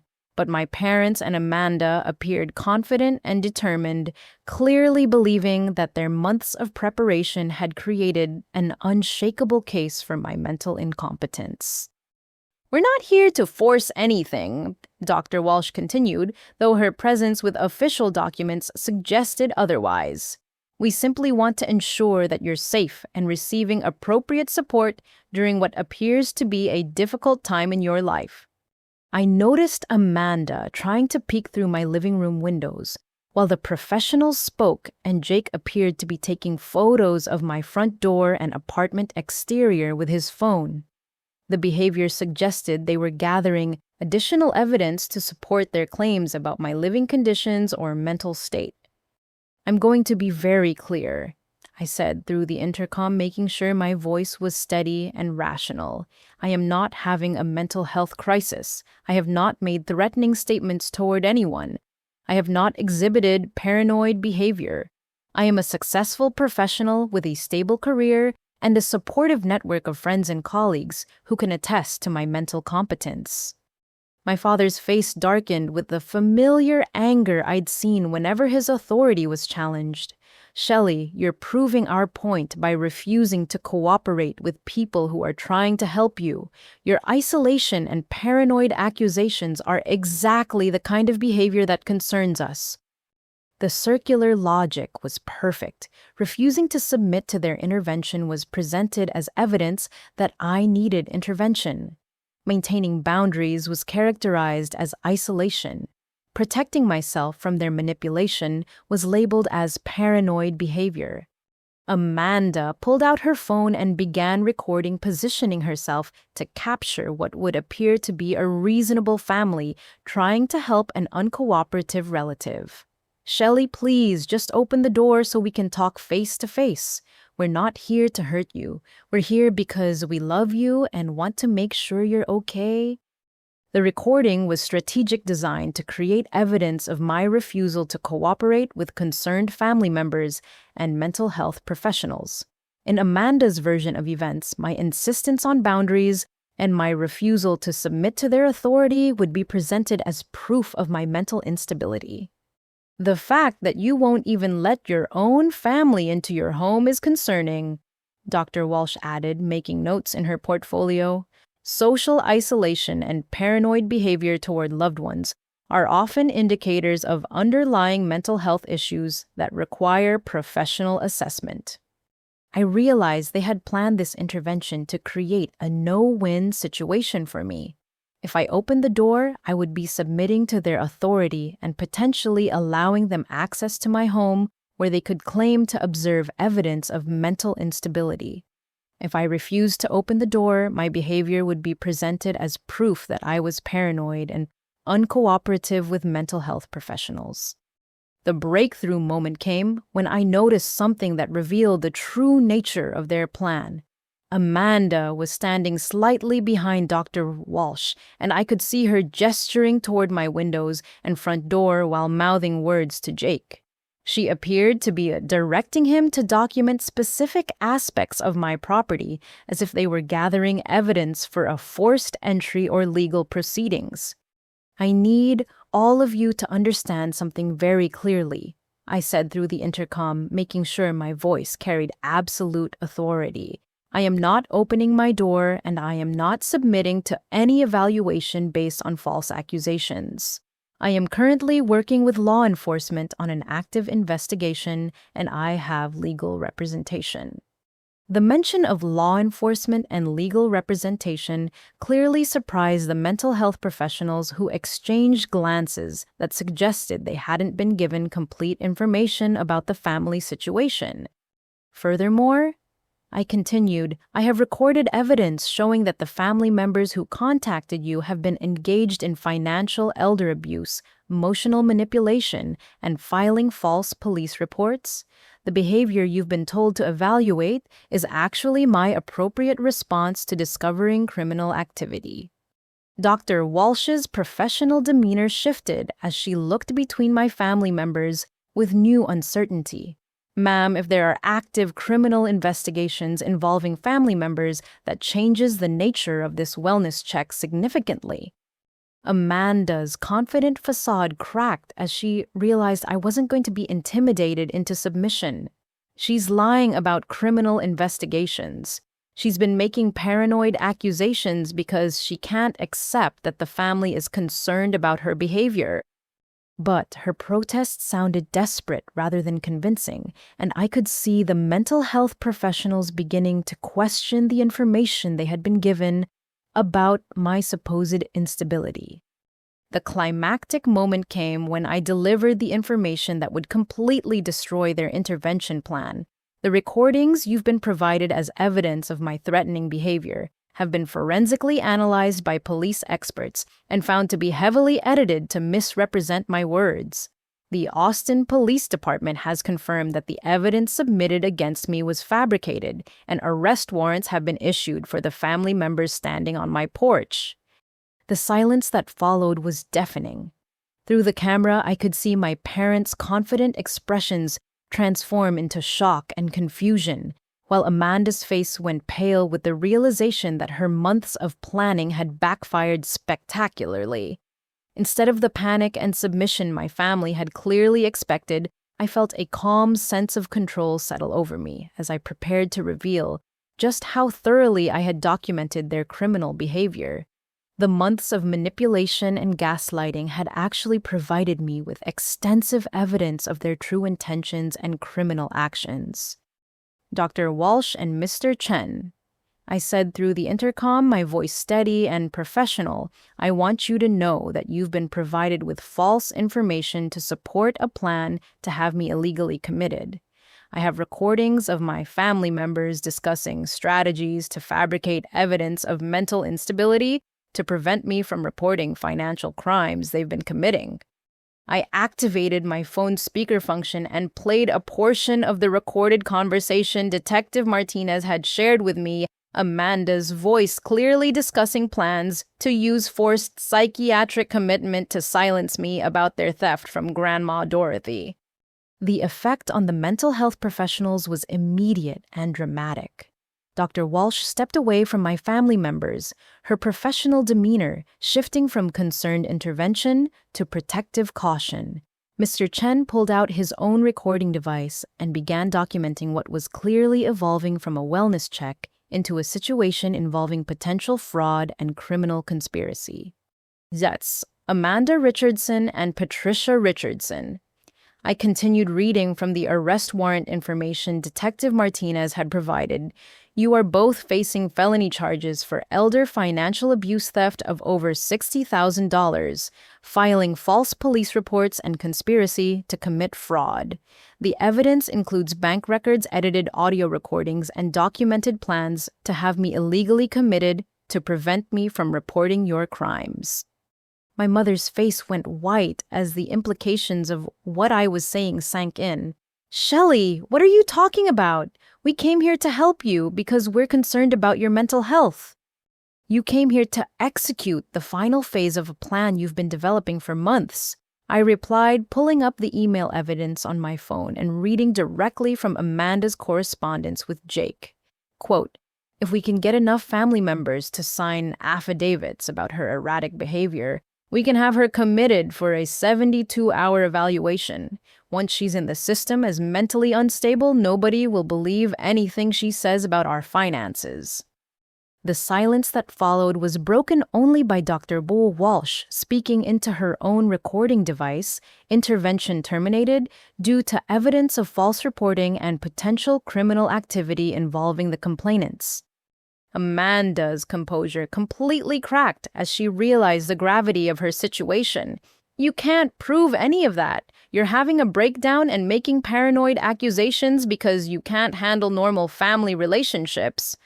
But her desperate protests only made her appear more unstable in comparison to my calm, documented presentation of evidence. Mr. Chen was now taking notes that would clearly indicate that the family members not the target of their intervention were exhibiting concerning behavior. Jake, who had been growing increasingly uncomfortable throughout the confrontation, finally spoke up with a question that revealed he hadn't been fully informed about the criminal aspects of Amanda's behavior. Amanda, what is she talking about? What money? What investigation? The look of shock and confusion on Jake's face suggested that he had been manipulated just as thoroughly as the rest of us, led to believe that this intervention was necessary for my mental health rather than understanding it was designed to cover up financial crimes. My father attempted to regain control of the situation by using his most authoritative tone. Shelley, you're clearly having some kind of paranoid episode. These accusations against your own family are proof that you need professional help. Frank Richardson, I said, addressing him by his full name in the same tone he had used to intimidate me throughout my childhood. You are also named in the criminal complaint for conspiracy and aiding in the filing of false police reports. Your participation in this intervention is being documented as additional evidence of the conspiracy to have me illegally committed. The power dynamic that had controlled our family for decades was completely reversed in that moment. Instead of the intimidated daughter seeking parental approval, I was now the person with evidence, legal representation, and law enforcement support, while they were the ones facing serious criminal charges. Dr. Walsh stepped forward with professional authority that clearly indicated the intervention was over. Based on what I've observed and the evidence presented, there is no indication that Ms. Richardson requires mental health intervention. However, there are serious concerns about the motivations and truthfulness of the family members who requested this evaluation. She turned to face my parents and Amanda directly. Filing false reports with mental health professionals is a serious offense that can result in criminal charges. Using crisis intervention services to harass or intimidate family members constitutes abuse of emergency resources. Amanda made one final desperate attempt to salvage her plan. She's manipulating all of you. She's been planning this for months to get revenge against her family for holding her accountable for her selfish behavior. But her accusation fell flat because it precisely described what she had been doing, planning for months to manipulate professionals and family members to get revenge against me for maintaining boundaries and discovering her criminal behavior. Mr. Chen closed his notebook and addressed the group with professional finality. This intervention is concluded. Based on our assessment, Ms. Richardson does not require mental health services, and we will be filing a report indicating that this call appears to have been made under false pretenses. As the mental health professionals prepared to leave, I delivered the final piece of information that would end any possibility of my family continuing their campaign against me. Before you leave my property, I announced through the intercom, I want you to know that Detective Martinez with the Austin Police Department is coordinating with Adult Protective Services regarding ongoing elder abuse, and arrest warrants will be executed later today. This doorstep intervention is being documented as additional evidence of harassment and intimidation tactics. The realization that they had walked into documented evidence of their continued criminal behavior was visible on their faces. Instead of successfully having me committed and silenced, they had provided law enforcement with additional proof of their conspiracy and harassment. As I watched my family leave my doorstep, followed by mental health professionals who were clearly planning to file reports about the false information they had been given, I felt a profound sense of justice. The people who had spent years manipulating and controlling me were finally facing consequences for their actions. The intervention they had planned as the final solution to their Shelley problem had instead become the final piece of evidence needed to prove their guilt and ensure their prosecution for the crimes they had been committing for years. Within 2 hours of my family's failed intervention attempt, Detective Martinez called with news that would reshape our family dynamics forever. The doorstep confrontation had been the final straw that triggered immediate action from multiple law enforcement agencies. Shelley, we've accelerated our timeline based on the harassment incident at your home. We executed arrest warrants this afternoon for Amanda, your mother, and your father. The charges include elder financial abuse conspiracy to commit fraud, filing false police reports, and attempted forced commitment under false pretenses. The arrests had apparently been dramatic. Amanda had been taken into custody at her home while Jake watched in shock, still holding Emma, while Tyler and Madison cried in confusion. My parents had been arrested at their house, with neighbors witnessing the entire spectacle as they were led away in handcuffs. But there's something else you need to know, Detective Martinez continued. When we arrested Amanda, she completely broke down and confessed to everything. The financial pressure of maintaining their lifestyle while hiding Jake's unemployment had driven her to increasingly desperate measures. The truth that emerged during Amanda's interrogation was even more extensive than the evidence had suggested. Jake had lost his job 8 months earlier, but had hidden the unemployment from both Amanda and the extended family maintaining the pretense of going to work each day while secretly draining their savings to pay bills. When Amanda discovered the deception, instead of addressing their financial problems honestly, she had decided to solve them by stealing from family members and manipulating free services to maintain their expensive lifestyle. The mental health crisis, the marriage problems, the desperate need for therapeutic intervention, all of it had been fabricated to justify theft and manipulation. She admitted that she's been systematically lying about emergencies and manipulating family members to get money support and services for years, Detective Martinez explained. The Hawaii trip was their fourth vacation this year, all funded by money stolen from your grandmother and loans obtained from family members under false pretenses. But the most shocking confession came when Amanda revealed the true scope of her manipulation. She had been planning to systematically steal from every family member who had significant assets, starting with Grandma Dorothy's savings, and then moving on to target my financial accounts through forced power of attorney if her plan to have me committed had succeeded. Your sister broke down completely when she realized the extent of the evidence against her. She started blaming everyone else: Jake for losing his job, your parents for setting impossible expectations about family image, your grandmother for having too much money anyway, and you for being too successful and making her feel inferior. The blame shifting, even in confession, was characteristic of Amanda's complete inability to take responsibility for her choices.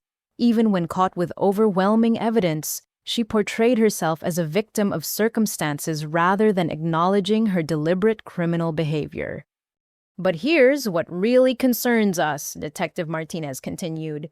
Your mother's reaction to Amanda's confession. Instead of expressing concern for your grandmother or acknowledging the harm done to the family, she immediately started attacking you for causing all this trouble and destroying Amanda's life by reporting the crimes. My mother's response revealed the twisted logic that had enabled Amanda's behavior for years. Even when faced with proof that Amanda had been stealing from an elderly family member and lying to everyone, my mother's primary concern was protecting Amanda from consequences rather than ensuring justice for the victims. Your father initially seemed stunned by the extent of Amanda's deception, but then he joined your mother in blaming you for not handling the situation privately within the family. They both seemed to believe that family loyalty means allowing crimes to continue unreported. The revelation that my parents prioritized family image over justice, even when elderly Dorothy's life savings were being stolen, confirmed everything I had suspected about their values and priorities. Their definition of family loyalty required victims to remain silent while predators continued their abuse. That evening, I received a call from Jake that provided insight into how thoroughly Amanda had manipulated even her own husband. His voice was shaky with shock and disbelief as he described discovering the truth about their financial situation and Amanda's criminal behavior. Shelley, I had no idea about any of this. Amanda told me your grandmother was giving her money willingly to help with the children's expenses. She said the recordings of your conversations proved you were having mental health problems, and that the family intervention was necessary for your own safety. Jake's genuine shock and horror at learning about Amanda's deception suggested that he had been another victim of her manipulation rather than a willing participant in her crimes. His unemployment and the shame he felt about losing his job had made him vulnerable to Amanda's lies about alternative solutions to their financial problems. I'm filing for divorce and seeking full custody of the children, Jake said, his voice growing stronger as he talked about protecting Tyler, Madison, and Emma. I can't allow them to be raised by someone who steals from elderly family members and lies to everyone around her. They deserve better than growing up in an environment where manipulation and deception are treated as normal. The conversation with Jake was heartbreaking but also hopeful. It suggested that Amanda's children might be protected from learning her pattern of manipulation and entitlement, giving them a chance to develop healthy relationship skills and moral values. The most devastating call came from Uncle David, who had spent the day with Grandma Dorothy, helping her process the reality of Amanda's betrayal. Our grandmother's response to learning about the theft was both heartbreaking and revealing. Dorothy is devastated, not just about the money, but about the betrayal of trust, Uncle David reported. She kept saying that she would have given Amanda help if she had just asked honestly, but the lying and manipulation hurt more than the financial loss. Grandma Dorothy's reaction highlighted the tragic irony of Amanda's choices. She had stolen money from a woman who would have provided help freely if asked with honesty and vulnerability. Instead of building authentic relationships based on truth and mutual respect, Amanda had chosen deception and theft that destroyed trust permanently. But Dorothy also said something that I think you need to hear, Uncle David continued. She said she's proud of you for having the courage to expose the truth, even when it meant facing retaliation from your own family. She said you're the only one who put protecting vulnerable people ahead of maintaining family peace. The validation from my grandmother meant more to me than I could express. The woman whose money had been stolen understood that reporting the crime was an act of love for her, while my parents viewed it as an act of betrayal against Amanda. As I reflected on the day's revelations, I realized that Amanda's confession had revealed not just individual criminal behavior, but systemic family dysfunction that had enabled and encouraged her progression from manipulation to theft. The same dynamics that had pressured me to sacrifice my boundaries and accommodate her demands had also protected her from facing consequences for increasingly serious misconduct. The family that had tried to destroy my reputation to protect Amanda's crimes was finally facing the reality that their enabling had created a predator who victimized the most vulnerable members of our family.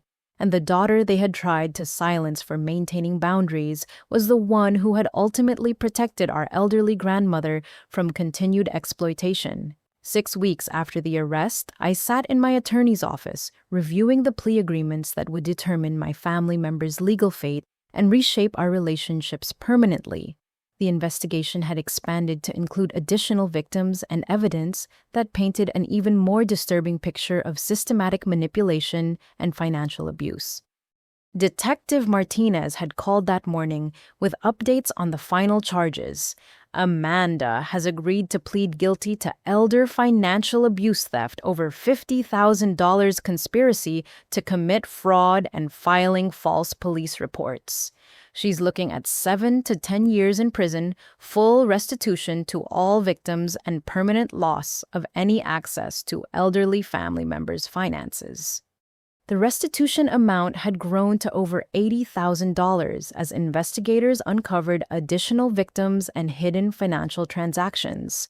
Amanda had been systematically stealing from family members for almost 2 years, using increasingly sophisticated methods to hide her crimes while maintaining the facade of a struggling young mother deserving of sympathy and support. Your parents accepted plea deals for lesser charges in exchange for cooperation with the investigation. They'll serve 18 months of supervised probation community service and mandatory counseling about elder abuse prevention. The reduced sentences for my parents reflected their roles as enablers rather than primary perpetrators, but their cooperation had come only after they realized the extent of evidence against them. Even then, their statements to investigators revealed continued loyalty to Amanda and resentment toward me for exposing the crimes. What surprised everyone, including the legal professionals handling the case, was Grandma Dorothy's response to the opportunity for justice. When prosecutor offered her the chance to speak at Amanda's sentencing, hearing her statement revealed wisdom and character that put the rest of our family's behavior in stark contrast. Your Honor, Dorothy had said, according to the transcript Michael showed me, I don't want to see Amanda destroyed by her mistakes. But I also can't pretend that what she did was acceptable. She didn't just steal money from me, she stole my sense of safety and trust in my own family. But Dorothy's most powerful statement addressed the family dynamics that had enabled Amanda's progression from manipulation to criminal behavior.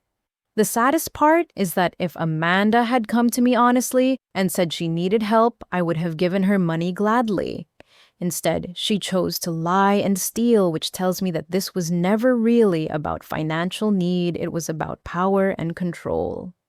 The wisdom in Dorothy's assessment cut to the heart of everything that had happened. Amanda's crimes weren't driven by desperation, but by entitlement, not by lack of options, but by preference for taking rather than asking, not by family crisis, but by deliberate choice to exploit vulnerable people who loved her. The most shocking development came when Jake's divorce proceedings revealed additional information about Amanda's deception that even I hadn't suspected. During discovery, his attorney uncovered evidence that Amanda had been planning to divorce Jake and claimed the majority of their assets by portraying him as an abusive husband who had caused her mental health problems. She had been documenting incidents and creating evidence of emotional abuse that didn't actually occur, Jake's attorney explained during a joint meeting with my legal team. The same recording and editing techniques she used against Shelley were being used to build a false case against her own husband. Jake's genuine shock at this revelation confirmed that he had been another target of Amanda's manipulation, rather than a willing participant in her criminal behavior. His immediate filing for divorce and request for full custody of the children showed that he understood the danger Amanda posed to anyone who trusted her with access to their lives or resources. The custody evaluation that followed revealed the extent of psychological damage Amanda had caused within her own family. The court-appointed child psychologist found evidence that Tyler Madison and Emma had been used as emotional weapons in Amanda's manipulation campaigns, taught to manipulate adults through tears and guilt tactics, and exposed to constant lying and deception that was presented as normal family behavior. The children have been trained to view manipulation as a normal way to get what they want, the psychologist reported. They've learned that crying, creating crisis situations, and making adults feel guilty are effective strategies for avoiding consequences and obtaining desired outcomes. The realization that Amanda's manipulation had extended to teaching her own children toxic relationship patterns was perhaps the most heartbreaking aspect of the entire situation. Tyler Madison and Emma would require years of therapy to unlearn the dysfunctional behaviors they had absorbed and develop healthy communication and relationship skills. But there was hope in Jake's commitment to providing them with a stable environment where honesty was valued over manipulation, where boundaries were respected rather than violated, and where love wasn't conditional on compliance with unreasonable demands. The most difficult conversation came when Uncle David called to discuss Grandma Dorothy's response to the legal resolution. Despite being the primary victim of Amanda's crimes, our grandmother had made a decision that surprised everyone involved in the case. Dorothy has decided not to pursue the maximum criminal charges against Amanda, Uncle David explained. She's not dropping the charges entirely, but she's supporting the plea agreement that will result in a shorter sentence if Amanda completes financial restitution and undergoes psychological counseling. Dorothy's decision wasn't based on forgiveness of Amanda's crimes, but on recognition that destroying Amanda completely wouldn't restore what had been stolen or repair the family relationships that had been damaged by years of manipulation and enabling. She said something that really stuck with me, Uncle David continued. She said that Amanda needs to face real consequences for her choices, but that those consequences should be designed to prevent future victims, rather than just to punish past crimes. The wisdom in Dorothy's approach reflected a kind of justice that prioritized protection and healing over retribution. She understood that Amanda's pattern of manipulation would continue unless she faced consequences severe enough to require genuine change, but she also recognized that excessive punishment might actually reinforce Amanda's sense of victimhood and prevent real accountability. The most surprising development came in the form of my parents' response to the legal consequences their daughter was facing. Instead of using this crisis as an opportunity for reflection and growth, they doubled down on their resentment toward me for exposing Amanda's crimes. My father left a voicemail that revealed the depth of their continued dysfunction. "I hope you're satisfied now that you've destroyed your sister's life and torn apart our family. We'll never forgive you for choosing strangers over your own blood." The message demonstrated that even facing legal consequences, my parents remained incapable of understanding that protecting vulnerable family members from financial abuse was an act of love, not betrayal. Their definition of family loyalty still required victims to remain silent while predators continued their abuse. But not every family relationship was damaged beyond repair. Dorothy's response to the crisis showed what healthy family love looked like: supporting justice while hoping for redemption, protecting vulnerable members while working toward healing, maintaining boundaries while leaving room for genuine change. As I reviewed the legal documents that would close this chapter of family drama, I realized that the consequences Amanda was facing weren't just punishment for her crimes. They were an opportunity for our entire family to learn the difference between enabling and supporting, between loyalty and complicity, between family love that heals and family dynamics that harm. 6 months after Amanda's sentencing, I sat in my favorite coffee shop in downtown Austin, reviewing a letter that had arrived that morning from an unexpected source. The return address showed the Women's Correctional Facility where Amanda was serving her sentence, and the careful handwriting on the envelope was definitely hers. The letter itself was unlike anything I had ever received from my sister. Gone were the manipulative tactics, the emotional appeals, and the blame shifting that had characterized our communications for years. Instead, there was a level of honesty and self-reflection that suggested genuine change was possible even for someone who had caused such extensive damage through deception and manipulation. Shelley. The letter began, "I know I have no right to expect you to read this, much less respond to it, but I wanted you to know that the counseling I've been receiving in prison has helped me understand how wrong I was about everything. Not just the stealing, but the lying, the manipulation, and the way I treated you and our entire family for years." The counseling Amanda referenced was part of her plea agreement, mandatory psychological treatment designed to address the underlying issues that had led to her criminal behavior. According to reports from her treatment team, she had initially resisted the process, but eventually began engaging genuinely with therapy focused on accountability and behavioral change. "I understand now that what I did to you wasn't just about babysitting or vacation schedules. I had been using manipulation and emotional abuse to control you for years, and when you finally set boundaries, I escalated to trying to destroy your reputation and credibility rather than face the consequences of my own choices." Reading Amanda's acknowledgement of patterns I had recognized, but she had always denied, felt like a form of justice I hadn't expected.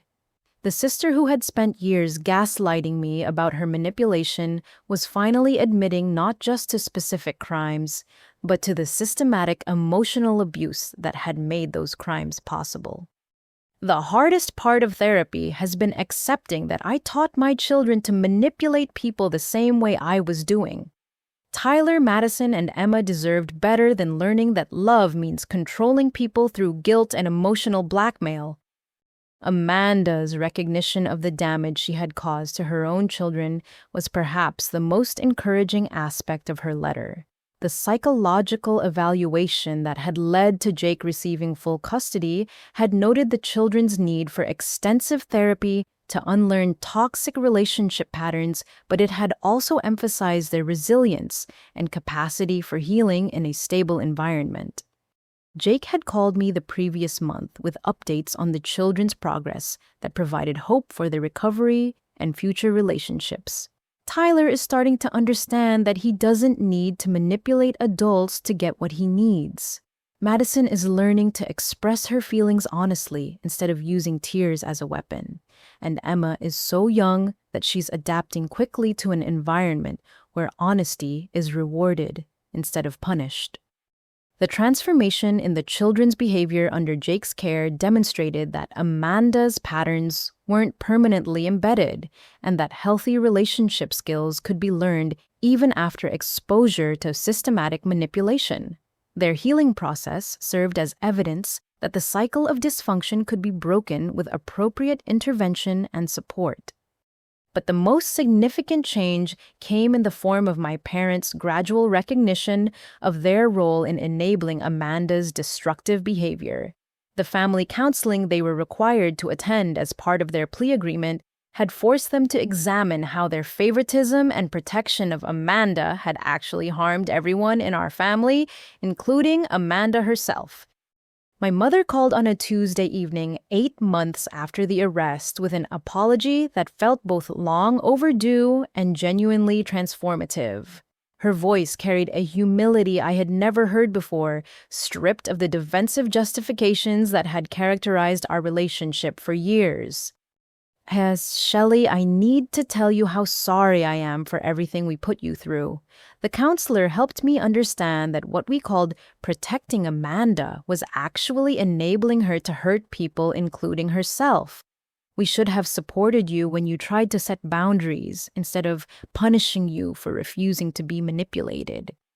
The apology addressed not just the recent crisis, but decades of family dynamics that had positioned me as the perpetual caretaker while allowing Amanda to avoid consequences for increasingly problematic behavior. My parents' recognition of this pattern was essential for any possibility of rebuilding healthy relationships based on mutual respect rather than manipulation and control. My father's apology was more difficult for him, but equally important for our family's healing process. I was wrong to use my authority to pressure you into accommodating Amanda's demands. I was wrong to contact your employer and try to manipulate your professional life.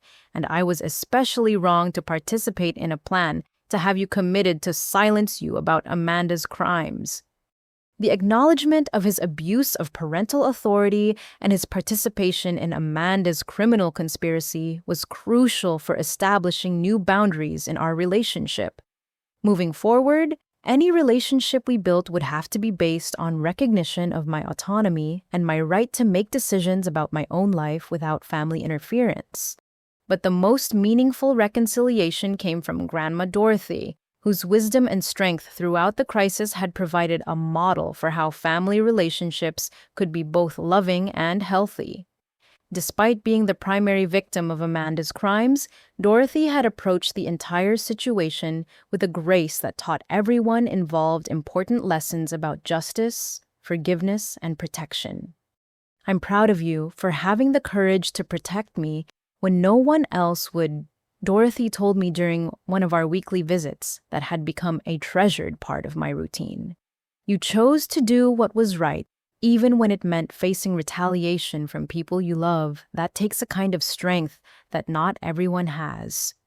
Dorothy's validation meant more to me than legal vindication or family apologies because it came from the person who had been most harmed by Amanda's crimes and most protected by my decision to report them. Her recognition that exposure of abuse was an act of love rather than betrayal provided a foundation for understanding healthy family dynamics. The most unexpected development came in the form of new relationships with family members who had previously remained silent about Amanda's manipulation. Uncle David and Aunt Carol had become regular parts of my life, providing the kind of supportive family relationships I had never experienced before.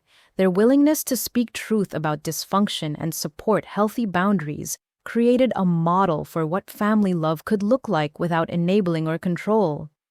We wasted too many years being afraid of Amanda's retaliation, Uncle David reflected, during one of our monthly dinners. Watching you stand up to her manipulation gave the rest of us permission to be honest about what we'd been seeing and experiencing. Other family members had come forward with their own stories of Amanda's manipulation and requests for support in setting boundaries with relatives who used guilt and emotional blackmail as relationship tools. Our family crisis had apparently provided an opportunity for broader healing and the development of healthier relationship patterns throughout our extended family network. As I finished reading Amanda's letter and reflected on the year of transformation that had followed her arrest, I realized that the conflict that had started over vacation plans had actually been about something much more fundamental: the difference between relationships based on manipulation and control versus relationships based on honesty and mutual respect. The choice I had made to maintain my boundaries and prioritize my own needs hadn't been selfish. It had been essential for creating space where authentic relationships could develop. By refusing to enable Amanda's manipulation, I had forced our entire family to confront patterns of dysfunction that had been harming everyone, including the person who appeared to benefit from them most.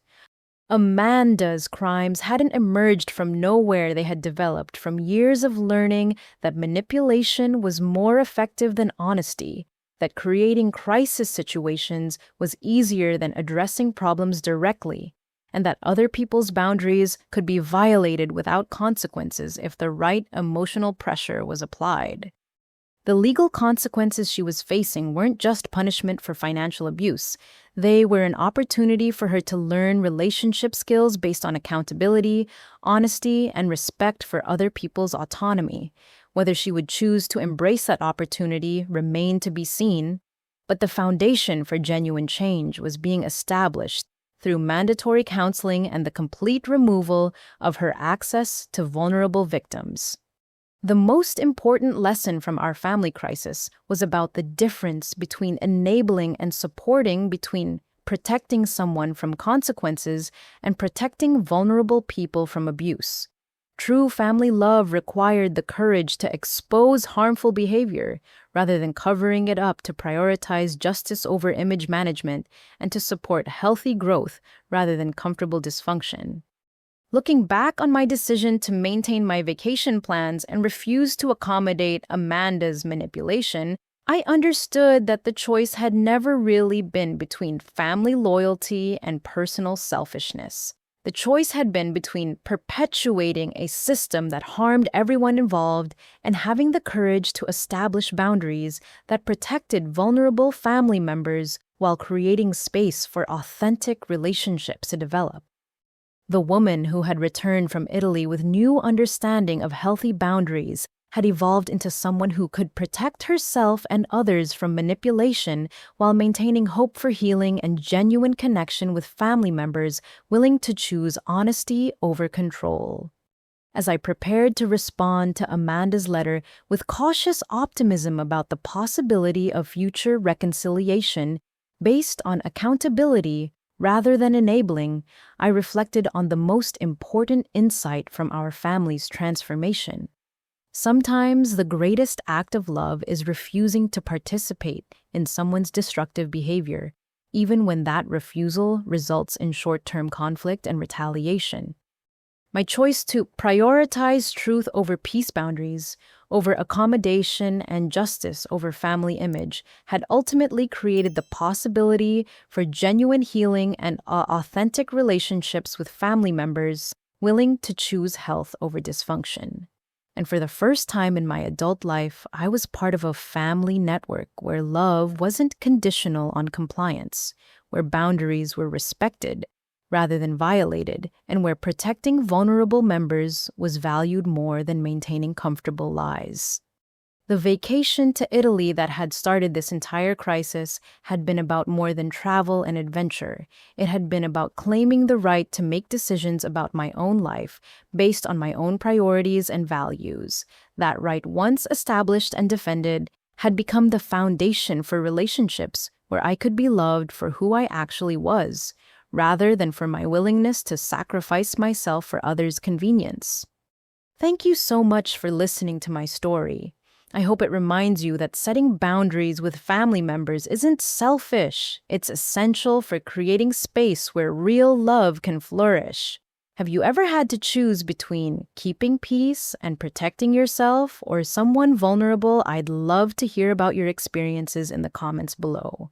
If this story resonated with you, please hit that like button, subscribe for more stories about overcoming family manipulation, and share this with anyone who might need to hear that choosing yourself isn't betrayal. It's sometimes the most loving thing you can do for everyone involved. Remember, you deserve relationships built on respect and honesty, not guilt and control. Until next time, choose boundaries, choose truth, and choose the courage to protect what matters most.